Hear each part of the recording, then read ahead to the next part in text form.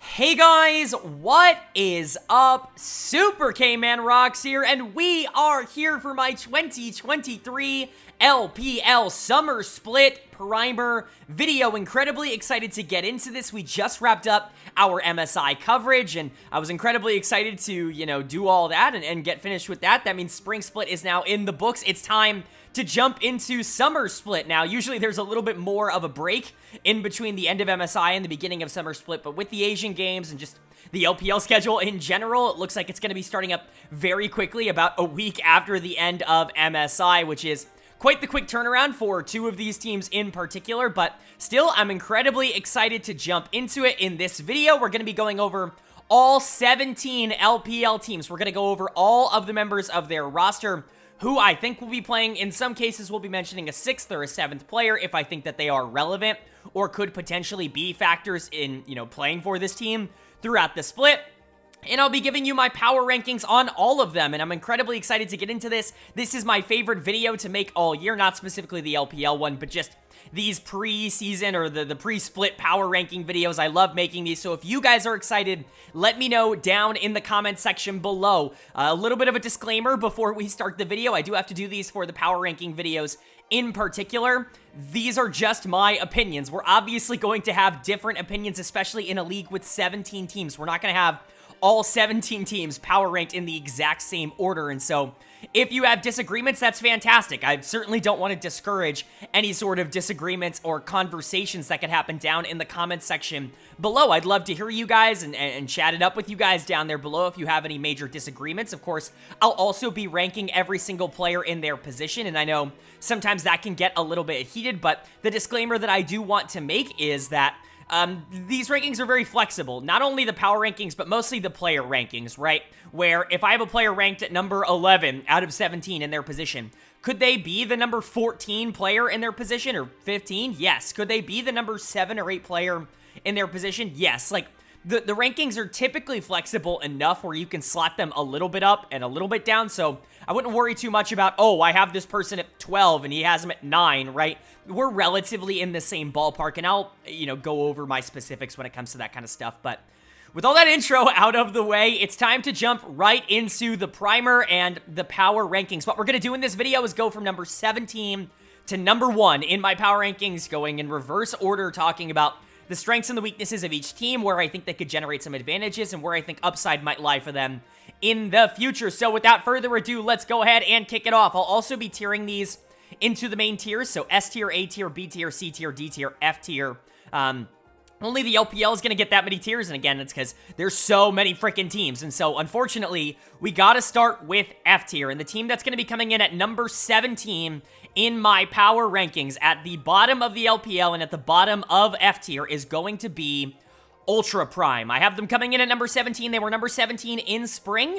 That's part of the reason why I have them here, but I'll also explain why I just don't see a lot of upside for this roster in particular. I had them last in my power rankings at the end of spring, and honestly, I just don't feel like they made any notable adjustments. Obviously, a mid laner coming in midway through last split, that was a good upgrade, but the support change is going to be something that I'm going to talk about here. I'm really not sure that this is going to work out for Ultra Prime. You're obviously hoping it will, but let's go ahead and go over this roster as a whole. Their lineup is looking like Harry in the top lane, Ning in the jungle, Forge in the mid lane, Doggo at AD carry, and Sword Art at support. So obviously, top 4 members of the team were the same by the end of last split. Forge ended up replacing Ching about midway, a little bit over midway through the split, which I did think was an upgrade. Ching was just not very good for this team. I think you can make a real argument that he was the worst mid laner in the LPL. I think Dream was also in that conversation, but, Ching was definitely in the conversation for how he was playing. So Forge coming in, someone who has played relatively okay at this level in the past, is, I think, solid. And then you're switching out Baolan for Sword Art here, and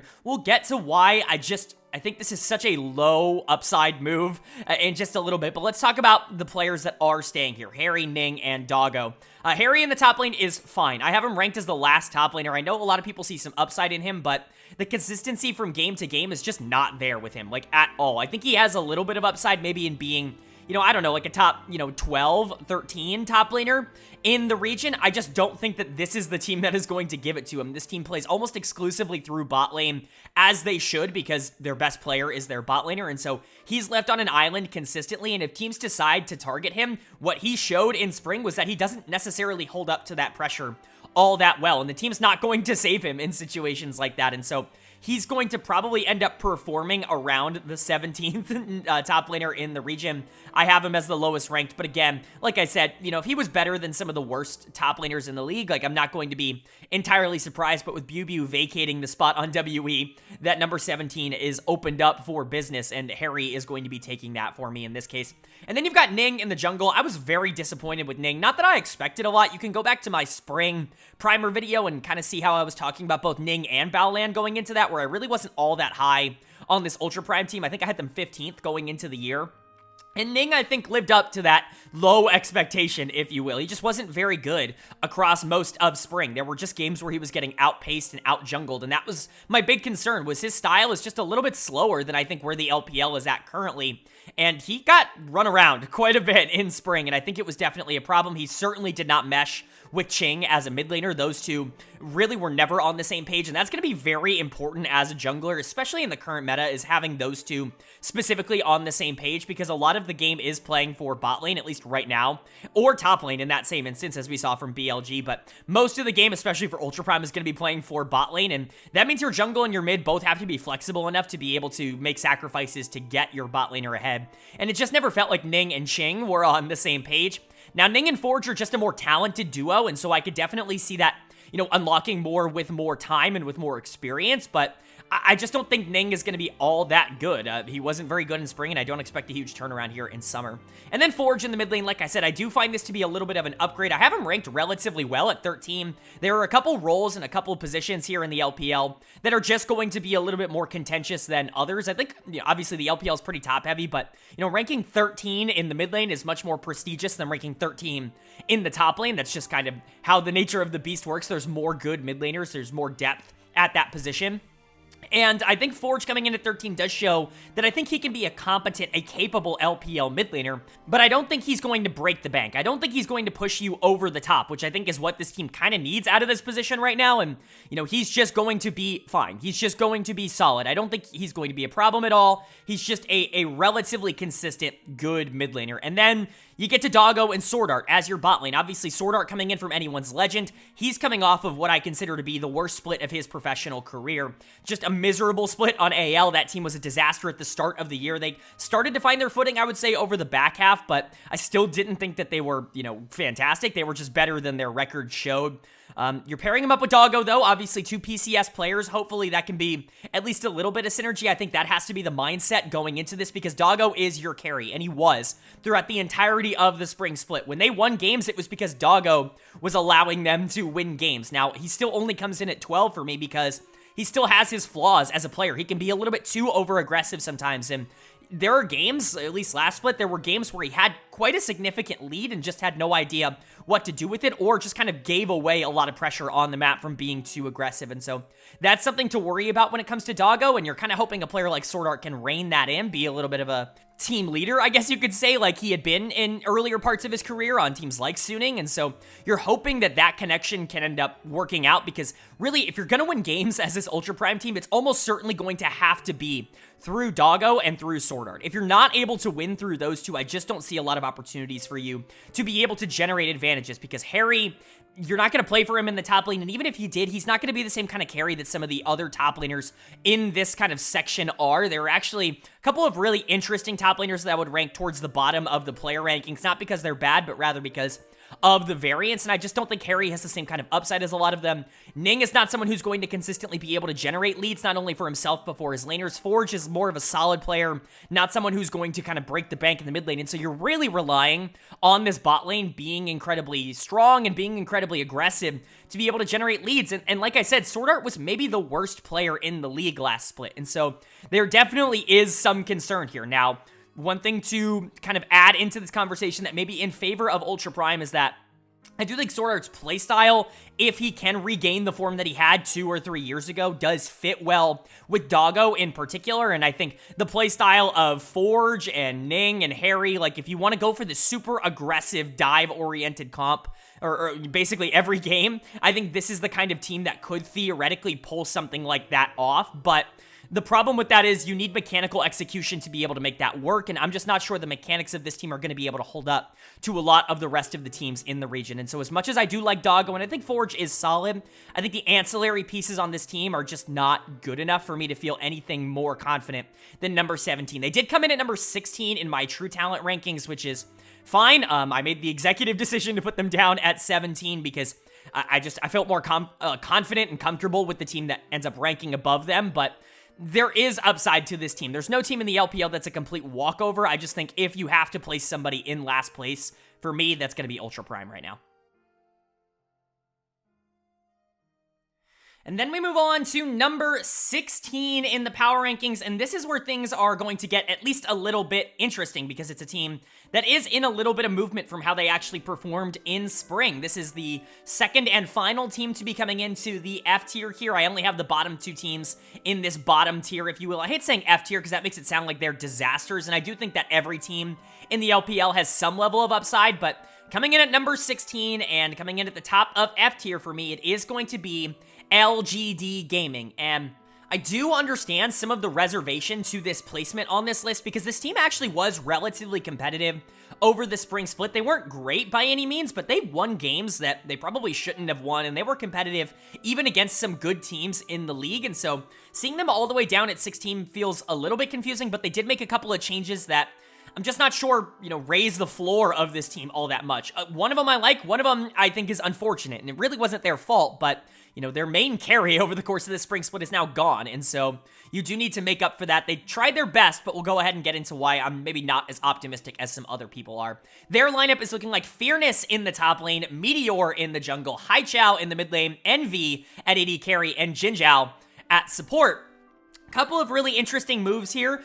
Fearness comes in to play top lane for this team, which is a good move overall, I would say. Xiaoshu is out, which is unfortunate because he was your best player over the course of the spring split. He really started to find his form towards the second half, but that's why he earned a contract on a better organization, because he is a talented player, and talented players don't stay on LGD Gaming. It just kind of is what it is here in the LPL, but being able to bring Fearness back here from FPX, I actually think is a relatively decent move. Now, some people might see this as, kind of just a neutral lateral move because Fearness really was never anything for this LGD team when he was playing for them back, a year ago, but I actually thought he was relatively okay for Fun Plus Phoenix when he was playing for them in spring. Honestly, I thought he was the better top laner out of the two that they ended up playing between him and Xiao Laohu. I thought Fearness was a little bit more impressive for me throughout most of the split, and so to see him come back to LGD, I don't think this is the massive downgrade that I think some people are going to make it out to be. Now, that's not to say that Xiaoshu is not, relatively better, because he is better. I would say he's definitely a more interesting prospect. The thing about Xiaoshu, though, is that he was really inconsistent at the beginning of the split. It took him a little bit to find his footing. Obviously, he did end up finding his footing, but I don't want it to seem like Xiaoshu was just some amazing player, a top 5 top laner, and you're losing that out to just get a guy here. Xiaoshu was a very inconsistently great top laner that was able to win LGD games, even against good teams, but Fearness is not the player that's gonna get run over in the top lane. I don't hate this move as much as other people, even if I do see this as a little bit of a downgrade. And then you've got the mid-jungle duo of Meteor and Haichao. They are staying here from LGD, and they're actually kind of interesting. Now, I like Haichao. I actually think he's a relatively decent player. Not a superstar. I don't think he ever will be a superstar, but is he a competent, capable LPL mid laner? Yes, there are a lot of really good mid lane players in the LPL, so unfortunately, he falls all the way down to number 16 in my rankings. He will outperform that in a lot of games, but I think for the most part over the season, I just don't know which players above him are going to perform worse than him, and so he ends up coming in at number 16, but he's a solid player. Where I am a little bit concerned is Meteor in the jungle. Was, again, pretty hit or miss. I would say he was more hit or miss than someone like Ning, who we talked about in the previous segment for Ultra Prime, which is why he ranks above him, but I still don't think Meteor is some, like, fantastic player by any means. I think there were stretches and portions of the league in spring where he was the worst jungler in the league, and then he ended up getting a little bit better. I think when the team started to improve its communication, when Xiaoshu started to be a power point that they could play towards in the top lane, allowing bot side to be a little bit more weak side, I think they realized, you know, a little bit more of a concrete game plan, and that helped Meteor out a lot. I really do like him as a player. Remember, going back 3 years on this channel, you can go ahead and see that at times I was ranking him as a top 5-ish jungler in the LPL when he was on BLG, you know, 3 years ago. Unfortunately, things haven't necessarily worked out for him in that time frame, but he's incredibly talented. I have more faith that a player like him is going to be able to turn it around and kind of get back on track than maybe a player like Ning would on Ultra Prime. But this mid-jungle duo, I think, at best, is going to be fine. They're certainly not going to dominate the game, and I don't think fairness is going to dominate the game either. I think there are games that Haichao can win for you, but when you're looking at the top 3 of this team, the top side of the map for this team, I'm not seeing any sort of superstars, which is why you really need that to be your bot lane. Now, I will be honest, there is upside for that to potentially be the case. LPC is out as the bot laner here for LGD, and Envy is in. Now, this is an incredibly interesting change to make. Live Sandbox obviously wanted to go in a different direction this mid-season, I guess you could say, going with Teddy in the bot lane, which I really like. Talked about that on my Twitter. Small plug, if you don't follow me on Twitter, go follow me on Twitter. I tweet about League of Legends. But Envy's a solid player. He was someone who never really figured it out up until he got to play with Kale on Live Sandbox. He's just a really freaking good support, and he got to play with a lot of really good players as well. Willer had a fantastic split. Bertle had a really fantastic split, and so Envy definitely looked better because of that, but the question now becomes, how do you project him into the future? Because this is a player that I think had really only been looked at as, I hate to say it, a little bit of a disappointment up until this past split where he was relatively fine. Now, he wasn't even a superstar this past split. He was just a capable bot laner in the LCK, which is a very good thing to be, but what is he going to be now that that talent level around him is kind of down? I'm not exactly sure. If he can be this takeover carry kind of player, if he can be someone that can elevate a lot of the rest of the players on the team, then this team really could be, you know, 14th, 13th, 12th, a lot closer to that area and, you know, competing for a lower end playoff spot. I just don't think I'm going to project that. I think a lot of his success in spring when he was playing well was circumstance, and I don't mean that in a negative way. I think when you surround him with players that aren't going to be nearly as proactive as a lot of what he had on Live Sandbox, you think of players like Willer and like Closer and like Kale who are very aggressive and want to go in. That's not the playstyle of this LGD team. They're very passive for the most part, especially players like Meteor and Haichao who kind of let the game come to them, and they do a lot of good, you know, counter-engaging because of that, but I just don't know if Envy's necessarily going to benefit from that as much as a player. So he comes in at number 16 as my AD carry. And then you got Jin Zhao at support. I think he's fine. Honestly, I've kind of been waiting for Jin Zhao to just be bad enough to be out of the league, but he really hasn't been that. He's just been a fine support. He's not a superstar or anything, but you could do a lot worse at the support position than what he has offered this LGD team. I honestly think he's been a lot better than expectations. I remember talking about him coming into this LGD team last year, where I was like, this move makes no sense. He's role swapping over to support, and there are so many good options on the market, and LGD just want to save money, so they go with a veteran who just wants to play, you know, on any team he possibly can. But turns out it's actually been like a relatively decent move. He's been solid as a support. I think Envy and Jin Zhao have the capability to be a moderately successful bot lane. I just don't think they're going to be superstars, and that's kind of the whole thing with LGD. They come in dead last in terms of true talent rankings, in terms of my position rankings, and that's kind of expected. Like, when you look at it across the board, it's like, who's your superstar? Who's going to win you games against some of the more interesting lower tier teams in this league? Who's going to win you games against Ultra Prime, who has Doggo? Who's going to win you games against Rare Adam? Who's going to win you games against Ninjas in Pajamas? Like, who's going to win these games against, you know, even Fun Plus Phoenix? Like, these teams that have a little bit more concrete talent, like, who's the guy that's going to step up that you can play through? I don't know who that is. I think realistically, you're hoping that can be Envy. You're hoping that he can come in and kind of be the main carry for this team. I think alternatively, Haichao could be someone that you could try to play through. He's just never really been that for this team, but he is still young, or at least young in terms of experience, and I do think that there is an opportunity for him to kind of continue to grow. Maybe Meteor gets his, you know, his form back, but when you're looking at this team overall, I expect the regression to be real without Xiaoshu. I think Envy is going to struggle. I think Haichao is going to be fine, and I don't think anybody's really going to be a superstar on this team, which is why I have them coming in at the top of F tier and at number 16 overall. And now that we're done with the bottom two teams, it's time to make a little bit of a tier jump. We're going from F tier to D tier here now, and like I described, F tier, teams that I really wouldn't expect to be in the playoff conversation, teams that I think just don't have the upside to be able to consistently compete with a lot of the teams in the LPL, maybe can win a couple of games here or there. Maybe they're more competitive than some of the teams that I have listed above them, but I think that their ceiling is just a little bit lower than the teams that I'm going to talk about here. And now we're going to begin the D tier. Now, the D tier is the biggest tier that I have here in the LPL. This essentially encapsulates teams that I don't think are playoff teams. I don't think are playoff caliber, but I do think if everything goes right, like I could see a perfect world in which they do end up making a run. I just certainly wouldn't expect it, especially over some of the teams I have listed above them. So let's go ahead and talk about it. Coming in at the bottom of the D tier for me, and coming in at number 15 in my power rankings, I have Anyone's Legend. I have them coming in at number 15. I think they made some interesting changes this offseason, and, you know, the new bot lane is definitely going to be intriguing, but I actually like some of the core pieces that they have on this team, maybe a little bit more than your average person does, which I've talked about, obviously, on this channel in the past. So let's go ahead and get into it. Their lineup is looking like ZDZ in the top lane, Xiao Hao in the jungle, Pins in the mid lane, iBoy at AD carry, and Zora at support. Let's go ahead and talk about the long-standing members, or I should say, the actual members from this team. Last split first, and that's going to be the top side of the map, starting with ZDZ. In the top lane, he's fine. He's in this cluster of top laners that I consider to be absolutely fine. They're not going to take over the game. They're not going to be someone that you consistently want to play through and that you can form your entire game plan around.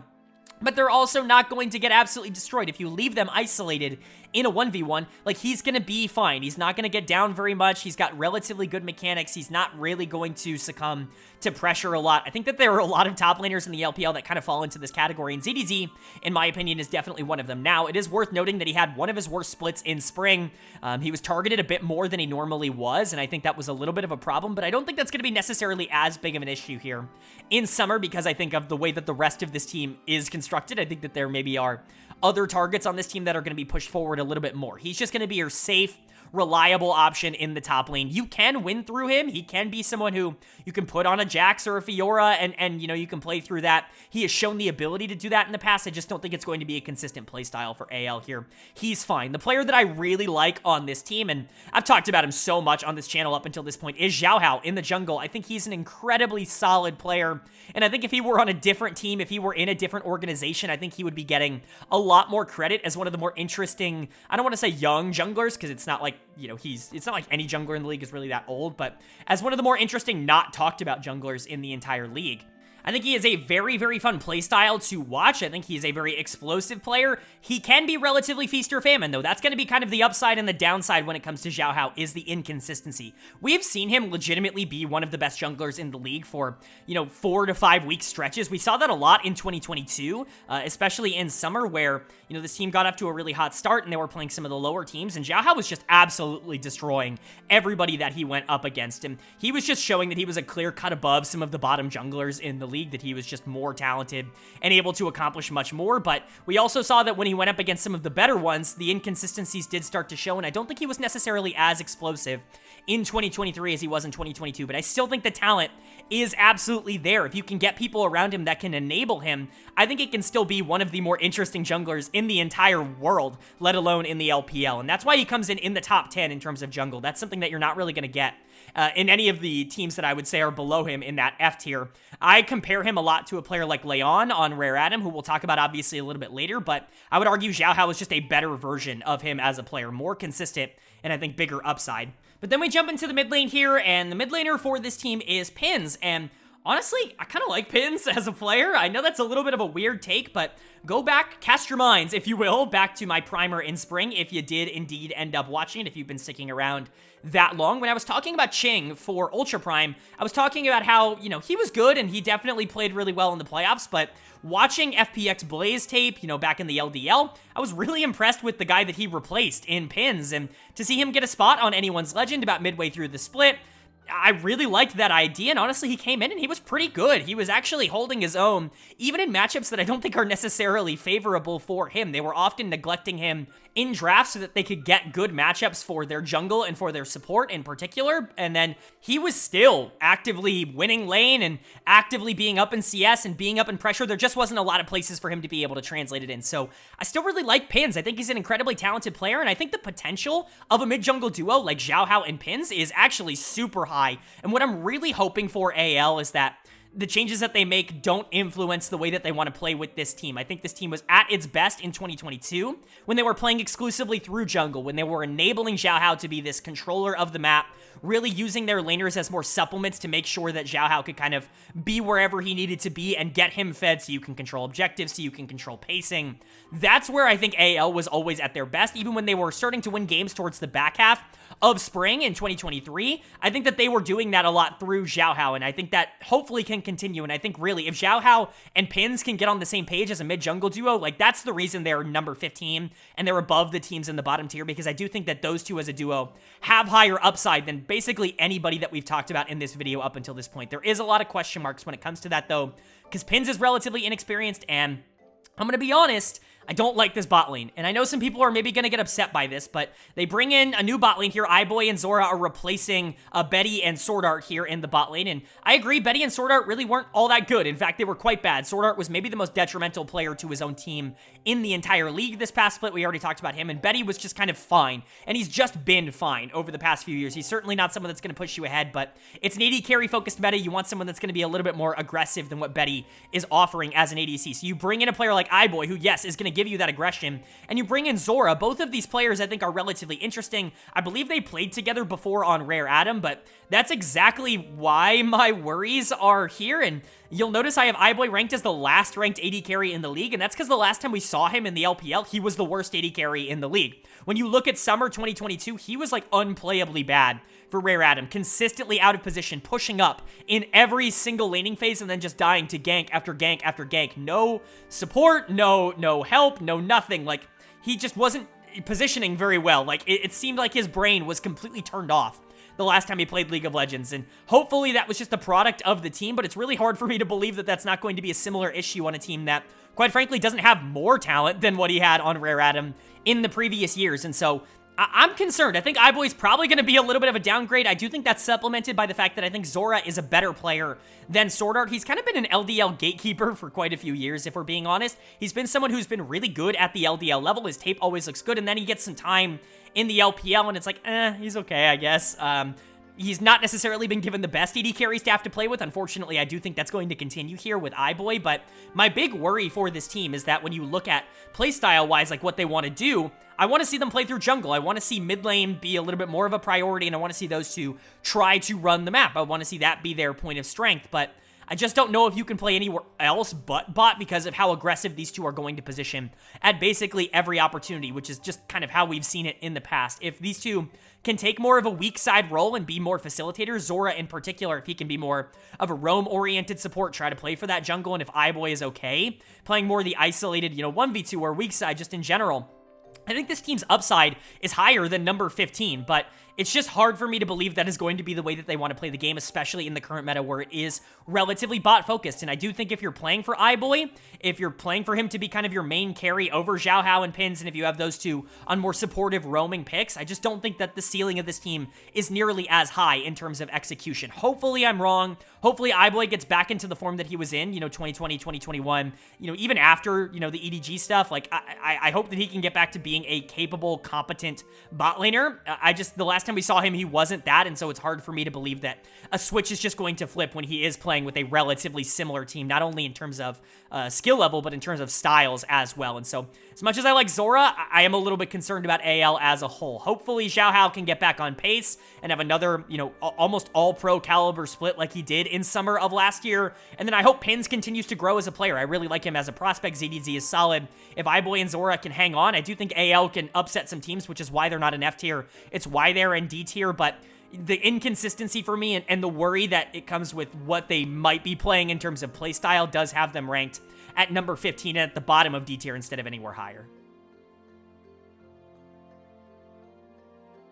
And moving on now to number 14 in my power rankings. This is where things really do start to get interesting. I think the bottom 3 feel pretty locked, and in my opinion, the bottom 4 do feel indeed pretty locked, but I could see some people having maybe a little bit of a higher expectation for the team that I have here at number 14. But coming in at that number 14 spot and right in the middle of the D tier, I have Fun plus Phoenix. I have them coming in at 14. That's one slot higher than what they finished in spring of this year, which was, of course, 15th. And honestly, I was really low on this team all year long. Going back to the beginning of the split, going back to my preseason primer, I had them a lot lower than I think a lot of other people did. I think I had them 14th or 13th in my preseason predictions. I did not have them as a playoff contender, and that absolutely proved to be right. This team never really felt like they had it all of last year. They made a couple of changes throughout the split, and it looks like they're making another here. I'll go ahead and talk about that position when we get there, but their roster is looking like, or at least what I think it's looking like, Zhao Laohu in the top lane, Bonnie in the jungle, Care in the mid lane, LWX at AD carry, and Chocho at support. Certainly an intriguing lineup. One thing I do want to mention, the one change that they are making, or at least like full-time change, Zhao Laohu obviously coming in, is Bonnie coming into the jungle, and I assume that he's going to be the full-time starter. They did bring him in, but they still have Hacker and Haoye both on the roster, and so theoretically this could still be Hacker, especially for the beginning part of the split. I do think Bonnie is the better player. I think especially with the tape that I was able to watch, Bonnie shows a lot more upside, but obviously if they want to go for some more, I don't know, synergy early on, Hacker's had a chance to play with these guys before, and Bonnie was signed relatively quickly, so that's something to note. But outside of that, this looks like what their roster is going to be, so let's go ahead and talk about the strengths and the weaknesses. Let's start with Zhao Laohu in the top lane. We just talked about Fairness a couple of entries ago for LGD. Those two kind of split time for FPX as the starting top laner over the course of spring, and honestly, Fairness was better. Zhao Laohu is just a player who, I hate to say it, has been given a lot of opportunities and a lot of chances here in the LPL, and despite that, has never really shown to be anything more than an okay top laner, like at best. He's certainly never been, I think, what this FPX team has kind of wanted him to be. He's been an LDL star, a solo queue star in the past. He's had a lot of opportunities to showcase the skill that he's been able to show at lower levels, but he's gotten a lot of game time at the LPL level for FPX, for Fun plus Phoenix, and it's just never looked all that good. He has consistently looked like one of the worst top laners in the league, basically every opportunity that he has had, and so I have to rank him accordingly. I just don't see a lot of upside in him as a player. I think he's someone who's going to continue to struggle at this level, and I certainly don't think anything is going to change with the roster that is currently around him, because most of the roster is the exact same. And even if I am a little bit higher, and I guess lower, on some of the players on this team, I just don't think that Zhao Laohu is going to be the kind of player to elevate the rest of this team. But then you talk about the jungle position. Like I said, I think Bonnie is their best option here. They brought him in just a couple of days ago, and I actually think that's a pretty interesting addition. He's shown some interesting things across his time in the LCK and in the Challengers League.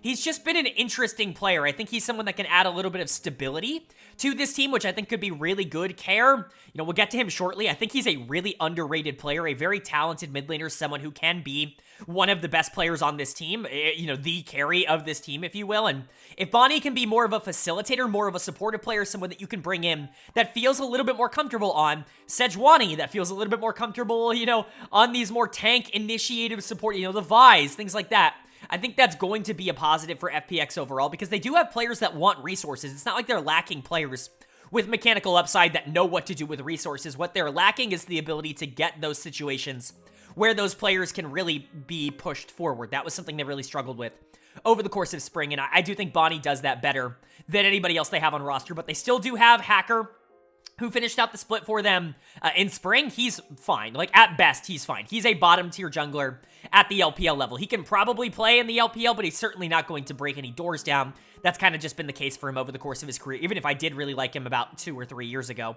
And then they also have Haoye, who they didn't really give a very fair shake. They brought Hacker in at the beginning of the split. They started off the season with Haoye in there, and I actually was okay with what he was doing. He certainly wasn't a superstar by any means, but he wasn't a disaster. They decided to make that change. I don't know if it was communication. I don't know if it's just the style of the champions that he likes to play, but they obviously felt a little bit better with Hacker. I think Bonnie is probably going to be the nice middle for them in terms of mechanical skill and the ability to support the rest of the team. So I expect him to be able to slot in there relatively nicely. And then you've got Care in the mid lane.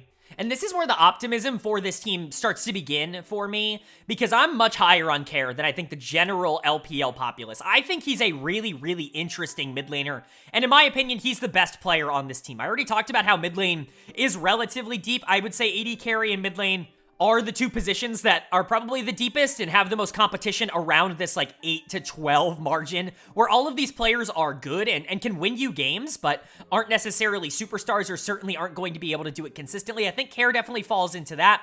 I was really high on him coming out of 2022, and I still thought he was okay in spring. I certainly didn't think he was a disaster. You can see that he did go down in rankings. That's what the minus means. He went down from his ranking in spring, but 10 is still a very respectable ranking. I just think that there are a lot of mid laners that really did impress me in the LPL across this split, and who I have high expectations and high hopes for, and unfortunately, Care drops in the rankings because of that, but if you get a player like Bonnie to be able to come in and really facilitate a lot of what you can do through the mid lane here, I actually think he could still be someone who's good enough to, I don't want to say carry you into playoffs, because I still think that's a little bit of a far dream, if you will. I don't know how close this team is. I don't think the ancillary pieces on this team are good enough to be able to make playoffs, but Care is the kind of mid laner you could make playoffs with, and even you could make playoffs because if the right situation was around him. I do think he's the best player on this team and what they probably should be playing for. A lot of people are going to disagree with me on that, though, because LWX is on this team, former world champion, someone who's been on FPX the entire run. I mean, basically ever since they were the best team in the world, this has been their bot laner, and honestly, I hate putting him as low as I do, number 11 in terms of the AD carry rankings. This is sure to get people talking in the comment section. I already know that I'm lower on LWX if I read not only my own comment section, but Reddit threads talking about how he is hard stuck on this FPX team. My analysis of the situation, honestly, is that he is a big reason why this team is failing to get over the hump. And it's not because I think LWX is bad. I think he's incredibly talented, but his decision-making is so poor at the AD carry position. I think he's a better version of a player like iBoy, who we talked about a little bit earlier. And you may be looking at the number 11 ranking and saying, how can you possibly say that? How is he not even a top 10 AD carry in the region? Well, look at the players that are above him. It's not really all that easy to find a situation or a spot to be able to put him in where it doesn't feel disrespectful to put him above somebody else who's been playing really well as of lately. For context, I know this is a little bit of a spoiler, but he's coming in just below players like Abel on OMG and players like Fodic on Ninjas in Pajamas, and so he's in good company. Like, AD carry is just a really good role in the LPL, and LWX is a solid player. I just don't think he's necessarily the player that a lot of people think he is, or the player that he was. Remember, go back to 2021, I was singing this dude's praises. This was an FPX team that was kind of struggling at the time. Going into 2022, it looked like they were retooling, and they really could only win through bot, and a lot of that was because of LWX. I just think that has taken a little bit of a toll on him mentally, and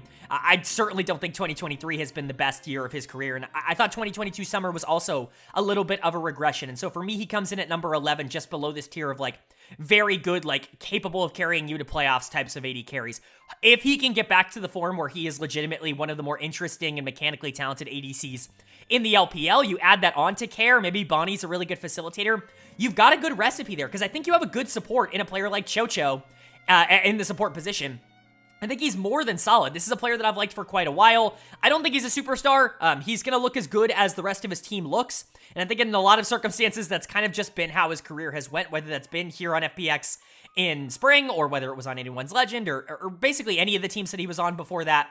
He's just a good support. He's someone who is going to push your team forward. He's not going to do it at a super elite level, but I like the way that he plays the game. He's a very engaged style support, and I think that can set up a lot of better players a lot better, and I think it's an asset to have him. Now, I don't think he's a superstar. Again, I'm not going to say that this bot lane's going to be one of the best in the entire league or anything like that, because I don't think that they're going to be, especially if LWX doesn't just become what he was in 2021 again in this split, but there are worse bot lanes in the league, certainly, and with a player like Care in the mid lane, like, you have avenues to win games. I'm just worried about the consistency of this team. They were bad in spring. They had moments where they just didn't look like they could win any games at all. I think they went on like a 7-game losing streak or a 7-series losing streak in spring, and a lot of that was kind of expected. They looked really bad, especially when Hacker came in. It didn't feel like they had any sort of control of the early game, and I don't really see a lot of reasons for that to change. Now, if Bonnie can come in and be better than this number 14 ranking in terms of the jungle, I do think that that is definitely a possibility, but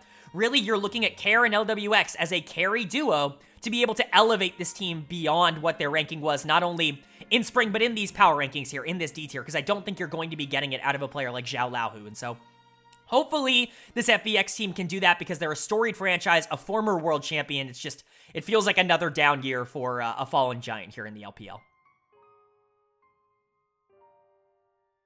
And then moving on to number 13 in the power rankings. Now we're still in the D tier, still teams that I think could make the playoffs. It definitely have the opportunity to make the playoffs, but I just don't know if they're necessarily going to be talented enough to be able to keep up with some of the teams that are going to be in that top 10. But coming in at number 13, a team that I think realistically could be higher. This is a team that is coming in at number 11 in my true talent ranking, but I just have a few too many question marks to put them any higher than where they're at here. Coming in at 13 for me, it is going to be Ninjas in Pajamas, and this is a team that I think a lot of people really had a lot of high hopes for going into the year. I had them power ranked at 9 in my preseason power rankings, my pre-spring power rankings, and I was the lowest that I saw. I mean, I was regularly seeing people power rank this team at 6 or 7, and I had them at 9. I said this team is not going to be nearly as good as a lot of people think they are. The inconsistency that comes from a lot of the players that they ended up adding, I think, is going to be a little bit of a problem. They were taking a big risk,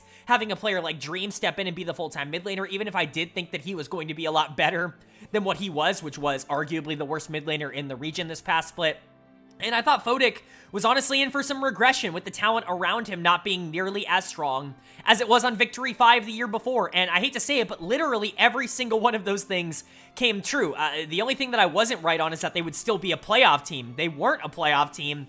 They were pretty bad. Honestly, at the end of spring, in my end of spring power rankings, I had them 16th out of 17. They were in bad form. None of the players were playing all that well. They didn't necessarily look like they had any win conditions.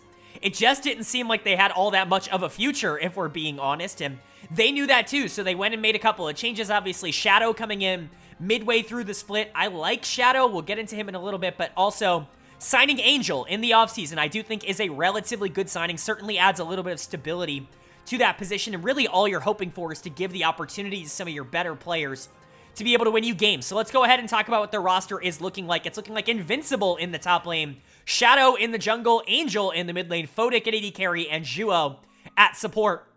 Good and bad here. Honestly, talent-wise, this team is better than 13. Like I said, in my true talent rankings, they came in at number 11, but I'll talk about why at the end I'm just a little bit more concerned with this team than maybe that ranking ends up leading on. We'll start with Invincible, of course, in the top lane. This is one of my best takes of the year, I would say, when I, in the beginning of spring, said that with Invincible and Rich both on the roster, that Invincible was the better player and that he should be getting playing time, and honestly, that came to fruition. I know Rich didn't necessarily get a fair shake on this Ninjas in Pajamas team, but I do think that Invincible showed more than enough in spring to prove that he at least deserves some time here to, you know, see what you have in him in the top lane. Obviously, that was a very unpopular opinion. I saw that in my own comment section. But even just going and looking at basically any post-match thread when it came to NIP in the previous split, or even like LCK, or now I assume Dignitas games, it's just people bitching and moaning, and pardon my language, but just complaining about how Rich is not in. And I don't know what to tell you. If you think Rich would have solved these teams' problems, if you think the player who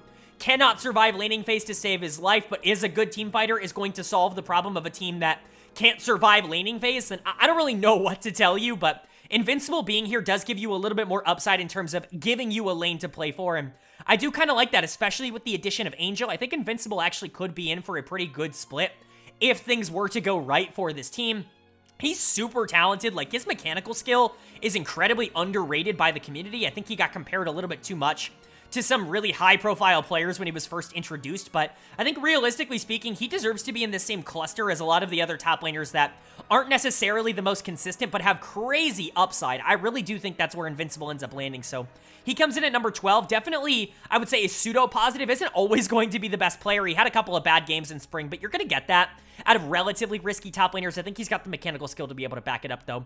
And then you've got Shadow in the jungle. It looks like he's going to be full-time. They just signed him to a full contract extension through the rest of the year. So it does look like he is going to continue to play over Zhao Lumbao. And honestly, I understand it. If that's the direction you want to go, that's fine. Zhao Lumbao wasn't exactly lighting the world on fire for this NIP team. I don't think Shadow was particularly good by the end of spring, but you know, now you give him a full offseason, you give him some time to actually gel with the rest of the team before just kind of being thrust into playing, and I think that could definitely help him a lot. I've liked Shadow in the past on LGD, obviously on Mad Lions, he was relatively good as well, and so there are positives for him as a player, I would say, but certainly isn't the most consistent player in the entire world, is really good at tanks and at that more supportive style, but can carry, and neither is he going to be the most consistent, but both he has the potential to be very good. Now, I'm expecting somewhere closer to the bottom half of that. I think he's going to be fine as a jungler. I certainly don't think that he's going to be pushing the boundary for what this team is going to be able to accomplish this split, but you can do far worse than Shadow. He is a competent LPL jungler, especially if he can regain some of the form that he's had in years past and not what he showed in spring. And then you're bringing in Angel, obviously just most recently played for RNG, and that team is in complete disarray. He ends up being let go. They wanted to go in favor of Tong Yuan in that mid lane position, which obviously I don't necessarily agree with, but Angel is a player that I think can definitely play at this level. He's certainly not in his prime or in his peak right now, or at least his recent performances haven't been that, but what we know Angel as, you know, when he was on Suning and made a World Finals, is a really consistent, really supportive mid laner, someone who is willing to give up his own resources and is willing to move around the map to help out the rest of the team, but is very good on these control mages, can play, you know, assassins if he has to, can play roamers if he has to. He can kind of just do whatever is needed. He's a good plug-and-play piece. He's not a superstar. He was never a superstar, but you made a World Finals with Angel as a mid laner, and I think that goes to show you the kind of potential that he can play with. Now, Angel, more so than a lot of other mid laners, especially in this region, is reliant on the team around him. He is someone who benefits a lot from the rest of his team playing in good form. I think he's got a lot of mechanical skill around him, but it's really going to be up to whether Shadow and Angel as a duo can develop that chemistry. Again, mid-jungle right now is just a very important duo role to be good at. Usually it's like, okay, well, they can kind of support each other. You know, a good player can kind of bring up a bad player. I think it's more about synergy in the current meta than it has been in a very long time. Last year was kind of like that too, and if Shadow and Angel can get on the same page, I still think that this team can be relatively good. That's where a lot of the upside can come in, and then Invincible obviously has some upside, and then bot lane, I don't know what to say. I've gotten this reputation as a Photic hater, and I think it's fair. I think I understand why people have given me that. I was very low on him, not only going into this year, but I was low on him all of last year for Victory 5 as well. We saw a lot of the positives when he was given basically every bit of resource that team could possibly give to him. We saw him basically be funneled in every single game, be given every opportunity, and then, you know, with a lot of great players around him, he was able to succeed, and that's great, but he wasn't going to get that same kind of opportunity on this Ninjas in Pajamas team, and we've seen him struggle because of it. Now, with that being said, he's a really good AD carry. He has shown the ability to be, you know, to be able to win games for a bad team, and that's something that not a lot of players at that position are going to be able to do. It's a very, I don't want to say Elk-like, but you know what Elk was last year on Ultra Prime, it feels very similar for Photic this year on Ninjas in Pajamas, where if you did put better talent around him, he could be a pretty good AD carry, but I think the hype that he was getting, you know, by the end of last year, where people were calling him legitimately like a top 5-ish AD carry in the world, like, that's just absurd to me. This is not the conversation that we should be having around Photic. He's a very good AD carry, someone who is definitely going to be willing to take opportunities that are given to him, but he's not Gala, and that's really the comparison that I heard a lot, is that he is Gala, and I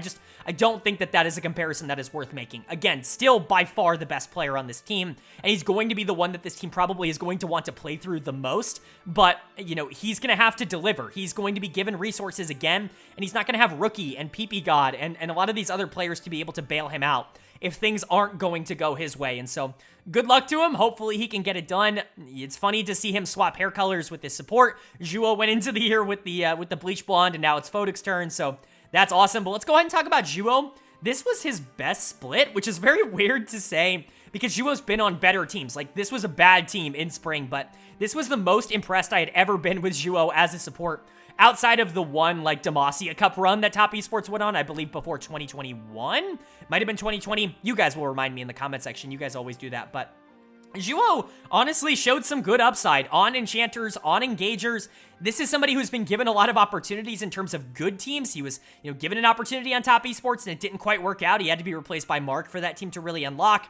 And now he's been put with Photic, and you're really hoping that these two can develop, you know, a good chemistry. Reportedly, he was basically asked to be on the team because Photic really wanted him on the team. He wanted to play with him, and so this bot lane was actually relatively good. Zhuo had some good moments, and I think him and Photic work well as a duo, but they can't just work well. They have to be really good. They have to be the best part of this map, because Invincible needs some isolation. He's very good in 1v1 duels, but you need to be able to give him the space to not get perma-ganked, kind of like he was towards the back half of last year. And Shadow and Angel are more facilitative players, and so a lot is going to be on this bot lane. If you believe more in this bot lane, I can see a ranking that could go a little bit higher than 13, but especially with what we've seen from this team up until this point in 2023, it's just really hard for me to guess that. There's a lot of talent, a lot of mechanical upside, especially in Invincible and Photic as a duo carry, but you just got to be able to show it on the Rift. If they were able to finish in a playoff spot, I wouldn't be entirely surprised, but if this team continued to flame out and finish in the bottom 3, I think that's also a relatively realistic possibility, especially if Shadow and Angel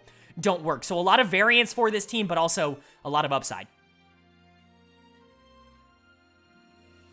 And now moving on to number 12 in the power rankings, and we're really starting to get into some teams that are kind of interesting to talk about in terms of play style and in terms of where I think they could project. These are teams that legitimately could upset some of the top teams in the region and could, I guess, theoretically make playoffs. I do think that started at about 13, and honestly, 12 here is kind of the antithesis of Ninjas in Pajamas at 13, where NIP ranked pretty highly in terms of true talent, but I don't have as much faith in the overall product. This team coming in at 12 actually ranked number 14 in my true talent rankings, and they're coming in at number 12, so a little bit of an opposite, but for me, coming in at number 12 and in the middle of the D tier, it is going to be Rare Adam. I see a lot of people really dogging on this team and really not believing in a lot of the talent on this team, and while I do understand the thought process and the ideology behind not necessarily being as into a lot of these players, I think I personally just disagree a little bit. I like what this team has been able to do with their roster, and I kind of like the direction that they are going in. So let's go ahead and talk about it. Their lineup is looking like Xiaoshu in the top lane, Leon in the jungle, Mole, I believe, in the mid lane. They still have Strive on the roster, but they brought Mole in, very similar to what FPX did with Bonnie. I just assume he's going to be playing Assume at AD carry and Baolan at support. So there is a lot to like, and there is a lot not to like about what this team kind of had done in the offseason here. They made a lot of moves. They were the team that I think was the most active in terms of, you know, changing up their team and really changing up their identity. They changed 3 of their 5 players going into summer, which I certainly think is a bold call for a team that, in my opinion, already overperformed expectations in spring. I thought that they were going to be like a bottom 4 team. They were not a bottom 4 team. They were relatively competitive. Even if they weren't like fantastic throughout the year, they had stretches where they looked relatively good, but they decided that that wasn't going to be good enough, and so they went out and got, you know, quite a bit of talent, some of which I like, some of which I don't, but I'll get into that as we go through. Of course, we're going to be going top to support, kind of talking about all these players. But first and foremost, I want to talk about like the fit as a whole. The reason that this team ranks so high, and the reason that they come above teams like FPX and NIP, who I think are probably just a little bit more talented, at least on the surface, is I think all of these players stylistically fit really well together. This is one of the more aggressive teams that you are going to find in the entire league, and I think that that is going to push them over the top in a lot of situations. Basically, everyone on this team, maybe with the exception of Assume in the bot lane, is known as somebody who can get a little bit over-aggressive, who is known as somebody who can maybe get themselves into trouble by trying to skill check the opponent. And when you've got a team full of that, sometimes that can really push a lot of these players over the top in a good way. And that's kind of why I have a little bit more faith. We'll talk about that as we get into some of these players, but we got to start with Xiaoshu in the top lane. He comes over from LGD Gaming. He was hit or miss, but honestly, especially over the back half of the season, a lot of hits from him. He was really, really interesting. This was a player that was really bad to start the year, just didn't find his footing until very late into the spring split. LGD obviously was willing to give him time because the team wasn't expecting to win much anyways, but he really found his footing towards the back half of the split. He was winning games for that LGD team, and honestly, they were starting to make a push to be one of the more interesting teams towards the bottom half of the standings by the end of spring, and a lot of that was because of him. It certainly was enough to catch the attention of a bigger org like Rare Adam to be able to bring him in and, you know, have him be their new top laner. I think this is a really interesting move. He is incredibly talented, but he does kind of fall into a similar situation that we've talked about with some of the other top laners on this list already, where he can just be a little bit too over-aggressive sometimes. He can be susceptible to the enemy team wanting to invest resources into shutting him down. He doesn't necessarily have a lot of ways to kind of counteract that game plan, and while I do think that he's incredibly talented, I'm a little bit more hesitant on calling him like a next superstar in the top lane in the LPL like I think a lot of other analysts are. He can definitely get there. I could see a world in which he becomes a player that's pretty similar to someone like Zika on LNG right now. I think that that's a very real trajectory for him, but to say that he's like there right now I think is maybe just a little bit too early for me. Now, if everything clicks on Rare Adam here in summer, I think that could be a really big needle-moving point, and I wouldn't be entirely opposed to that happening. I don't think that's entirely out of the realm of possibility, but it's just hard for me to predict that he is going to be that almost immediately. I think we're going to see a little bit, I don't want to say of like a sophomore slump, but I don't think he's going to be nearly as explosive for a team that might not be willing to give him as many resources. I still think he's a positive. He comes in at number 11 in my top lane rankings, which is still a really good place to be, and just generally, I think it's a good addition for Rare Adam.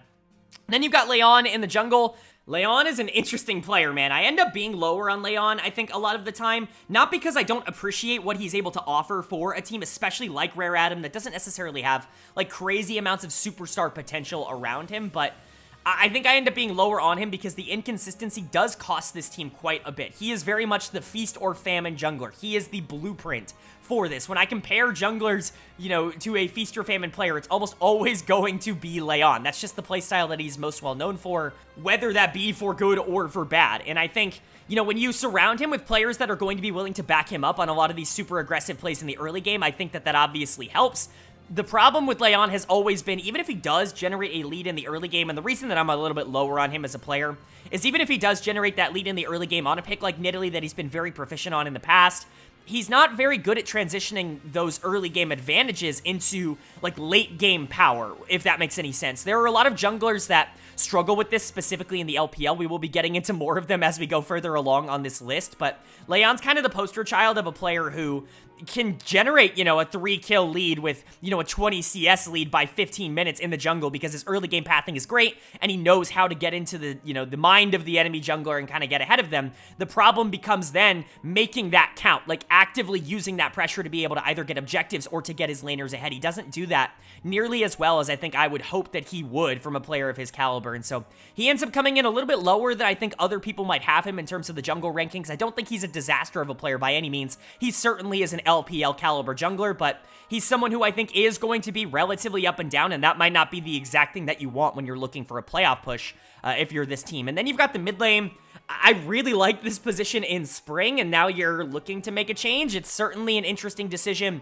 And the first thing I want to say, you're bringing Mole in, and I like Mole. I don't think Mole is a bad player at all. In fact, I think on most teams in the league, Mole would feel like a welcome addition. He's an aggressive mid laner who is going to try to win. He loves to play with his jungler, and he loves to gain resources as well. And so he can be relatively flexible, and I think he fits well with Leon as the jungler on this team for Rare Adam. The problem is, I really like Strive. Strive's, in my opinion, the next player in line for that archetype of mid laners that I'm just endlessly talking about on this channel, that I seem to find one of in every region, whether that be Cream here in the LPL or Zeka in the LCK, whether it be Certus in the LEC, or whether it be Palafox in the LCS. There always seems to be like one player who's really good at these assassins, really good at these melee-oriented mids, but isn't necessarily the most diverse player. But when you get him on, you know, these more explosive champions that can be a little bit more aggressive, that can kind of control their own agency a little bit more, they are one of the more scary players in the league. I think Strive can be that, but Mole is not a bad player. I just think that Strive in this position would give me a little bit more upside in terms of what this team is able to accomplish. I think he's incredibly underrated as a mid laner and as a player, but, you know, Mole's fine. Again, he's not going to completely destroy this team or anything. He's more than capable as a starting LPL mid laner, as he has shown in the past. I just don't know if he necessarily has the same kind of upside as a player like Strive, so I'm hoping I'm wrong. I'm hoping that Strive is the starter here for Rare Adam and that Mole was just brought on as a sub, but that doesn't look to be the case when it looks, you know, with what they've presented on social media. But and then you get to the bot lane, Assume and Baolan.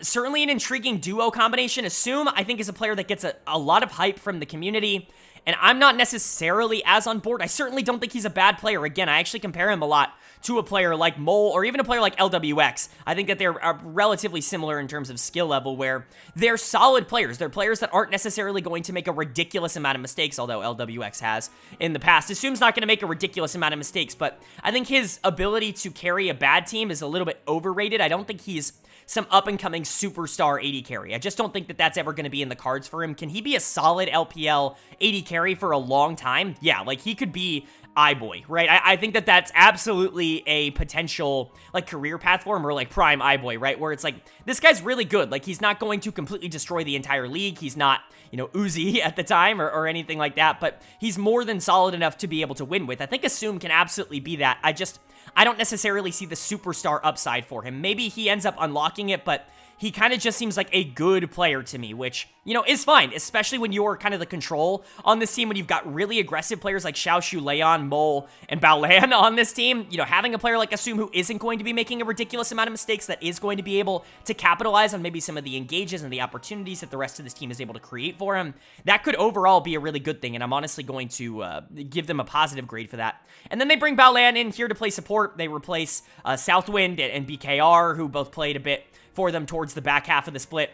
I think this is a slight upgrade, if only because I think stylistically he just fits a little bit better. You know, Southwind a little bit of a thresh and a hook one-trick, I guess you could say. Baolan's still a one-trick, but it's engaged supports in general, so the net's a little bit wider, and I think that that is definitely going to be fine. Baolan wasn't very good for Ultra Prime in spring, but that team was a little bit of a disaster, and I think the bot lane was definitely the best part of that team. I am a little bit lower on him. As you can see, I have him coming in as the number 16 support. I don't necessarily think he's a great player in a vacuum. I think that he kind of showed that off in spring. His mechanics just aren't ridiculous, but I think that overall, the package that you're going to be getting with him on this team, I think, is going to be positive. And again, that's why I have Rare Adam here at number 12. I think that this team is more than the sum of their parts, right? You look at the true talent rankings, you look at where I rank these players in terms of their positions, and you're not seeing why they should be above a team like Ninjas in Pajamas. You're not seeing why they should be above a team like Fun Plus Phoenix. But I think stylistically, a lot of these pieces like mesh well together. They don't clash at all, and I think that they're going to unlock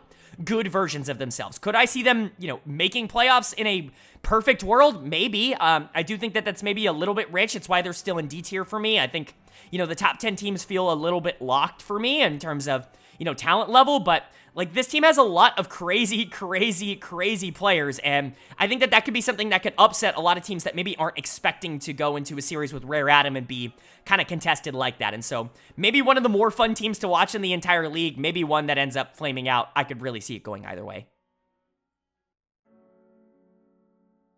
And then moving on now to our final non-projected playoff team, and it just so happens to be the top team in the D tier as well. It's crazy how this ended up working out, but I do think that this D tier, full of like 5 teams, is all relatively close in skill level and talent level to one another, and I think they all fall just outside of the playoffs, in my opinion. Top 10 to me definitely feel like the top 10, so which is the team that is going to be just on the outside of that for me? Well, coming in at number 11 and coming in at the top of D tier, I have Invictus Gaming. And honestly, when you look at my primer from spring compared to this is an upgrade for this team. They came in at number 17, dead last in my spring primer. I projected them to be the worst team in the league, and they were far from that. Now, they certainly weren't what they were at the beginning of the split, all split long. They had a couple of breakout performances that I think were really fun to watch that I don't know how sustainable they are, but at the very least, there is a lot to like about this team, a lot more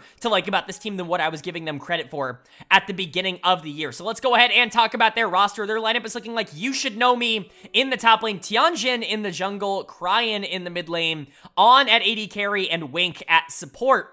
Only 2 changes for this team, and I think that that's relatively fine here. You're basically just trading out both of your imports for 2 Chinese talents, one from your organization and one that has kind of proven himself at the LPL stage before.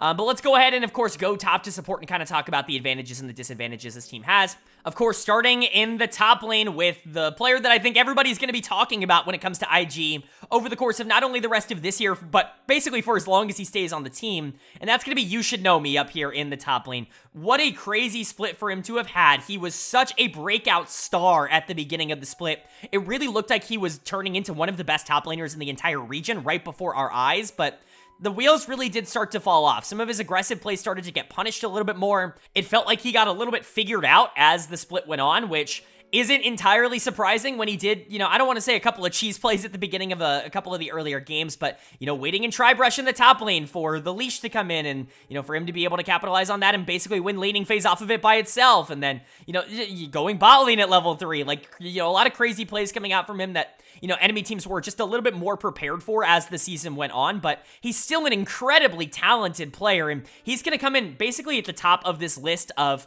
top laners that I think are very high variance, have a lot of upside, but aren't necessarily the most consistent, but they have ridiculous amounts of mechanical talent. He's going to be at the top of that list for me. I just don't really see a way to put him any lower than that. He comes in right above a player like Xiaoshu, who, by the way, him and Xiaoshu basically had opposite arcs over the course of spring, but my big concern is that now that he has been figured out more or less, that he's going to become a little bit more of a player like the Shy, where he's not necessarily going to consistently be able to generate leads. You're really just not, you don't know what you're going to be able to get out of him on a game-to-game basis, and I do think that that is going to limit his upside if that does end up being the case. However, again, he's got the upside to be a lot more than that. He's got the upside to be one of the best top laners in the world. He really is that kind of player. He's very aggressive. He's very good at dueling 1v1 in and out of lane. He's a great split pusher. He's a great team fighter. The only problem is that sometimes he just mispositions himself and, trusts his mechanics a little bit too much. And that's something that with time can be fixed and can be a problem that isn't necessarily a massive issue towards his success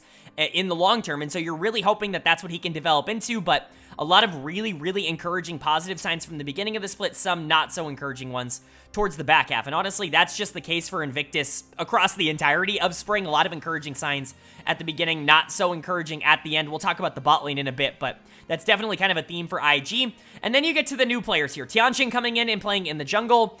Interesting change here. Obviously, I'm not the biggest fan of Gideon in the entire world. I didn't think he was lighting the world on fire for this IG team. I don't think that, mechanically speaking, he's some sort of, untapped potential god that could potentially become, this major threat. I understand wanting to go in a different direction, but Tianjin is a very interesting kind of change for a team that I assume wants to try to compete for a playoff spot this split, because he is a player who just really hasn't shown all that much in the LDL. He's been playing for IG Youth, which is a pretty solid youth team, but a lot of that is because their bot lane is pretty fantastic. We already saw Zora get called up. He's going to be playing for anyone's legend, but Zhao Yueji is also a fantastic player. We've seen him at the LPL level in the past. He obviously didn't last there, but he's been tearing up the LDL. Tianjin's just kind of been a little bit of a passenger on that LDL team, and that's not a bad thing. Like, I don't want to knock him for that, and especially if you can translate that to the LPL, if you have players like Yushinomi on Wink, even someone like Cryan, like, if you're the weak link of your team and you're good at being a passenger, you're good at not losing your team games, like, that's an asset in and of itself, but there's really not a lot of tape out there that makes me believe that Tianjin's going to be, like, some transformative jungler. He just hasn't had to be that for IG Youth, and so, maybe he comes in and is good, but he really just seems like a meh addition to me. He ranks as my worst jungler in the league, because not only has he never played in the LPL, he didn't really dominate the LDL either. I don't really see a lot of reason to expect him to come in and immediately be, like, this really big threat on this team. But again, if he's stable enough as a jungle position, you've got players on this team that can win you games so long as he isn't losing them for you. But again, you're just kind of hoping that that isn't going to be the case. And then you got Cryan in the mid lane. Very interesting addition here. I think a lot of people are pretty upset and frustrated that Dove is gone, but I was pretty vocal about Dove being the weak link of this team, especially towards the back half of the split in spring. I thought he was a big reason why that team ended up missing playoffs, is because they really didn't have a lot of pressure coming out of that mid lane role, where a lot of their contemporaries that were trying to make that push did end up having that. RNG had a little bit more of it with Angel, and Thundertalk certainly had more of it with UCal, and Dove just didn't necessarily have that same kind of mentality or that same kind of pressure, and I do think it hurt this IG team. So again, I do understand wanting to move in a different direction, and this one I'm a little bit more comfortable, right? Cryan is someone who's played at the LPL level for quite a while, and we kind of know what he is. He's a solid enough player, a control mage-oriented, stable mid laner, and, he can have these, out there performances where he can be a little bit bad, sometimes a little bit high variance, but I think he cut down on that a lot more when he was on Ultra Prime as compared to his time on RNG, and I think in general, he's going to be a good fit on this team. I have him ranked number 12, which I think is relatively respectable. He's going to be a mid-tier mid laner in the region, and I think that should be enough. That's something that you were just kind of hoping that you were going to get out of a player like Dove that I'm not exactly sure that you were actually able to get. And then you've got On and Wink as the bot lane. Now, if we're looking at the beginning part of spring for On and Wink, I mean, they were a top 3 bot lane in the LPL. I mean, they were so dominant through the first half. Even when You Should Know Me started to fall off a little bit, those two definitely picked up the pace and were fantastic. On grades out as such. He grades as my number 8 AD carry in a role that is incredibly contentious in the LPL, and Wink, for his credit, is a pretty highly rated support as well, coming in at number 11, jumping up 6 spots from where he was, dead last coming into the spring. But there are realistic reasons to be concerned with them. First of all, one split wonders so far. They were really, really bad in 2022. The reason that I was so low on this team coming into 2023 was because On and Wink were the worst bot lane in the LPL in 2022, and they were retained by IG. Obviously, they saw something that we didn't, and they were right to do so, but the cracks are definitely still there. It's not like this is some perfect bot lane. On was pretty fantastic for most of the split in terms of being able to carry, in terms of being reliable with resources, and knowing that if you invested into him and got him ahead that he was going to be fine, but the consistency in lane definitely faltered down the back half of the split, and that was really the thing that started to concern me the most. I don't really worry too much about this bot lane in terms of being able to win once they have the resources. They're very good team fighters, especially On, who I think is a very, very good player. The problem is that I think that their laning can be a little bit inconsistent, especially when going into some of the more dominant bot lanes in the league and in the world, honestly, here in the LPL. I think that that is always going to be a problem for IG. I think that there is a world in which this bot lane steps up and again becomes like a top 5 bot lane in the region. And if that's the case, this is probably a playoff team. This is probably a top 10 team in the region because statistically speaking, one of the top 10 teams is probably going to underperform at least a little bit. And I think IG is in the best place to be able to capitalize if that does happen. The problem is that there are just too many question marks on this team for me to feel as consistent about them as I do about any of the teams in the top 10. If you get really good splits out of You Should Know Me, On, and Wink, all 3 of those players, they're probably a top 10 team, but you're going to have to get full splits out of them. Not good games, not good weeks. You're going to need to get good splits out of them, and that's always going to be the question. Alongside the fact that you're bringing Cryan in, who didn't play in spring, and honestly, he wasn't in like the best of form last time we saw him on Ultra Prime, and then Tianjin in the jungle, who's just not really done all that much as a professional League of Legends player up until this point. There are just a lot of things that could theoretically go wrong for this team, which is why they're coming in at the D tier and not at the C tier. But of any of the teams that are currently in the D tier, I think I feel the most amount of upside and confidence for this Invictus Gaming team.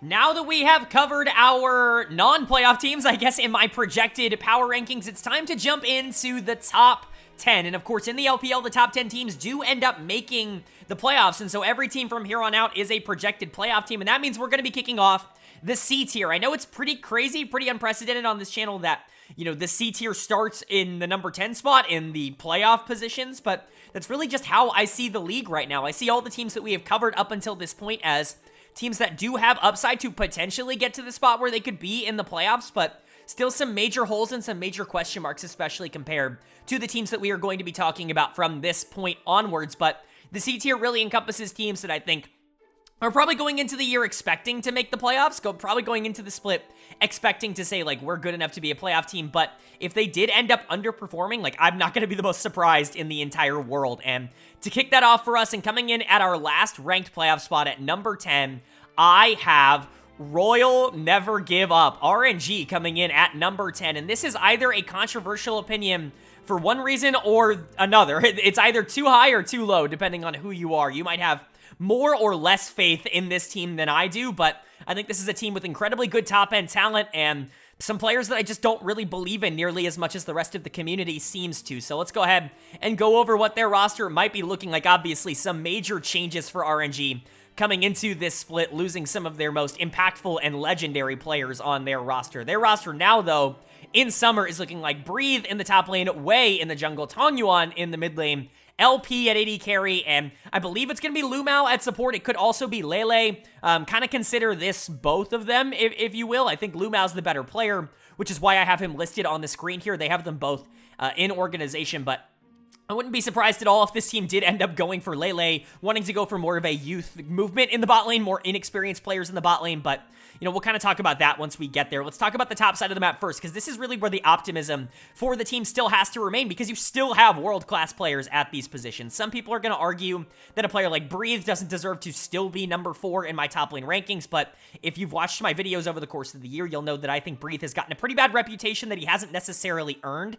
Over the course of the last few years, I think he's been more more than stable on the top side, someone who's been an active positive for this team. He's not the same kind of carry presence that I think a lot of the other major top laners in the LPL are. It's kind of the MO for a lot of the top laners in this region, but when you're looking for stable top laners that you can leave on an island and just kind of know they're going to be fine, like Breathe is up there with the best of them. I would say he's just behind 369 in terms of, you know, best top laner for that role in the LPL, and I still think he accomplishes it at a very high level. So I don't think poorly of Breathe at all. I still think he's a huge asset for this team, but not necessarily a huge carry, and if he's one of your more talented players, that's going to be a little bit of an issue where I think you still have a lot of confidence, hopefully, is going to be Wei in the jungle. Now, it is worth noting, Wei is coming off of probably his worst split on RNG in spring. He just was not very good. He was arguably the biggest problem outside of the mid lane position across spring, and a big reason why this team ended up underperforming expectations so much, but it's still Wei. Like, at times in his career, he's been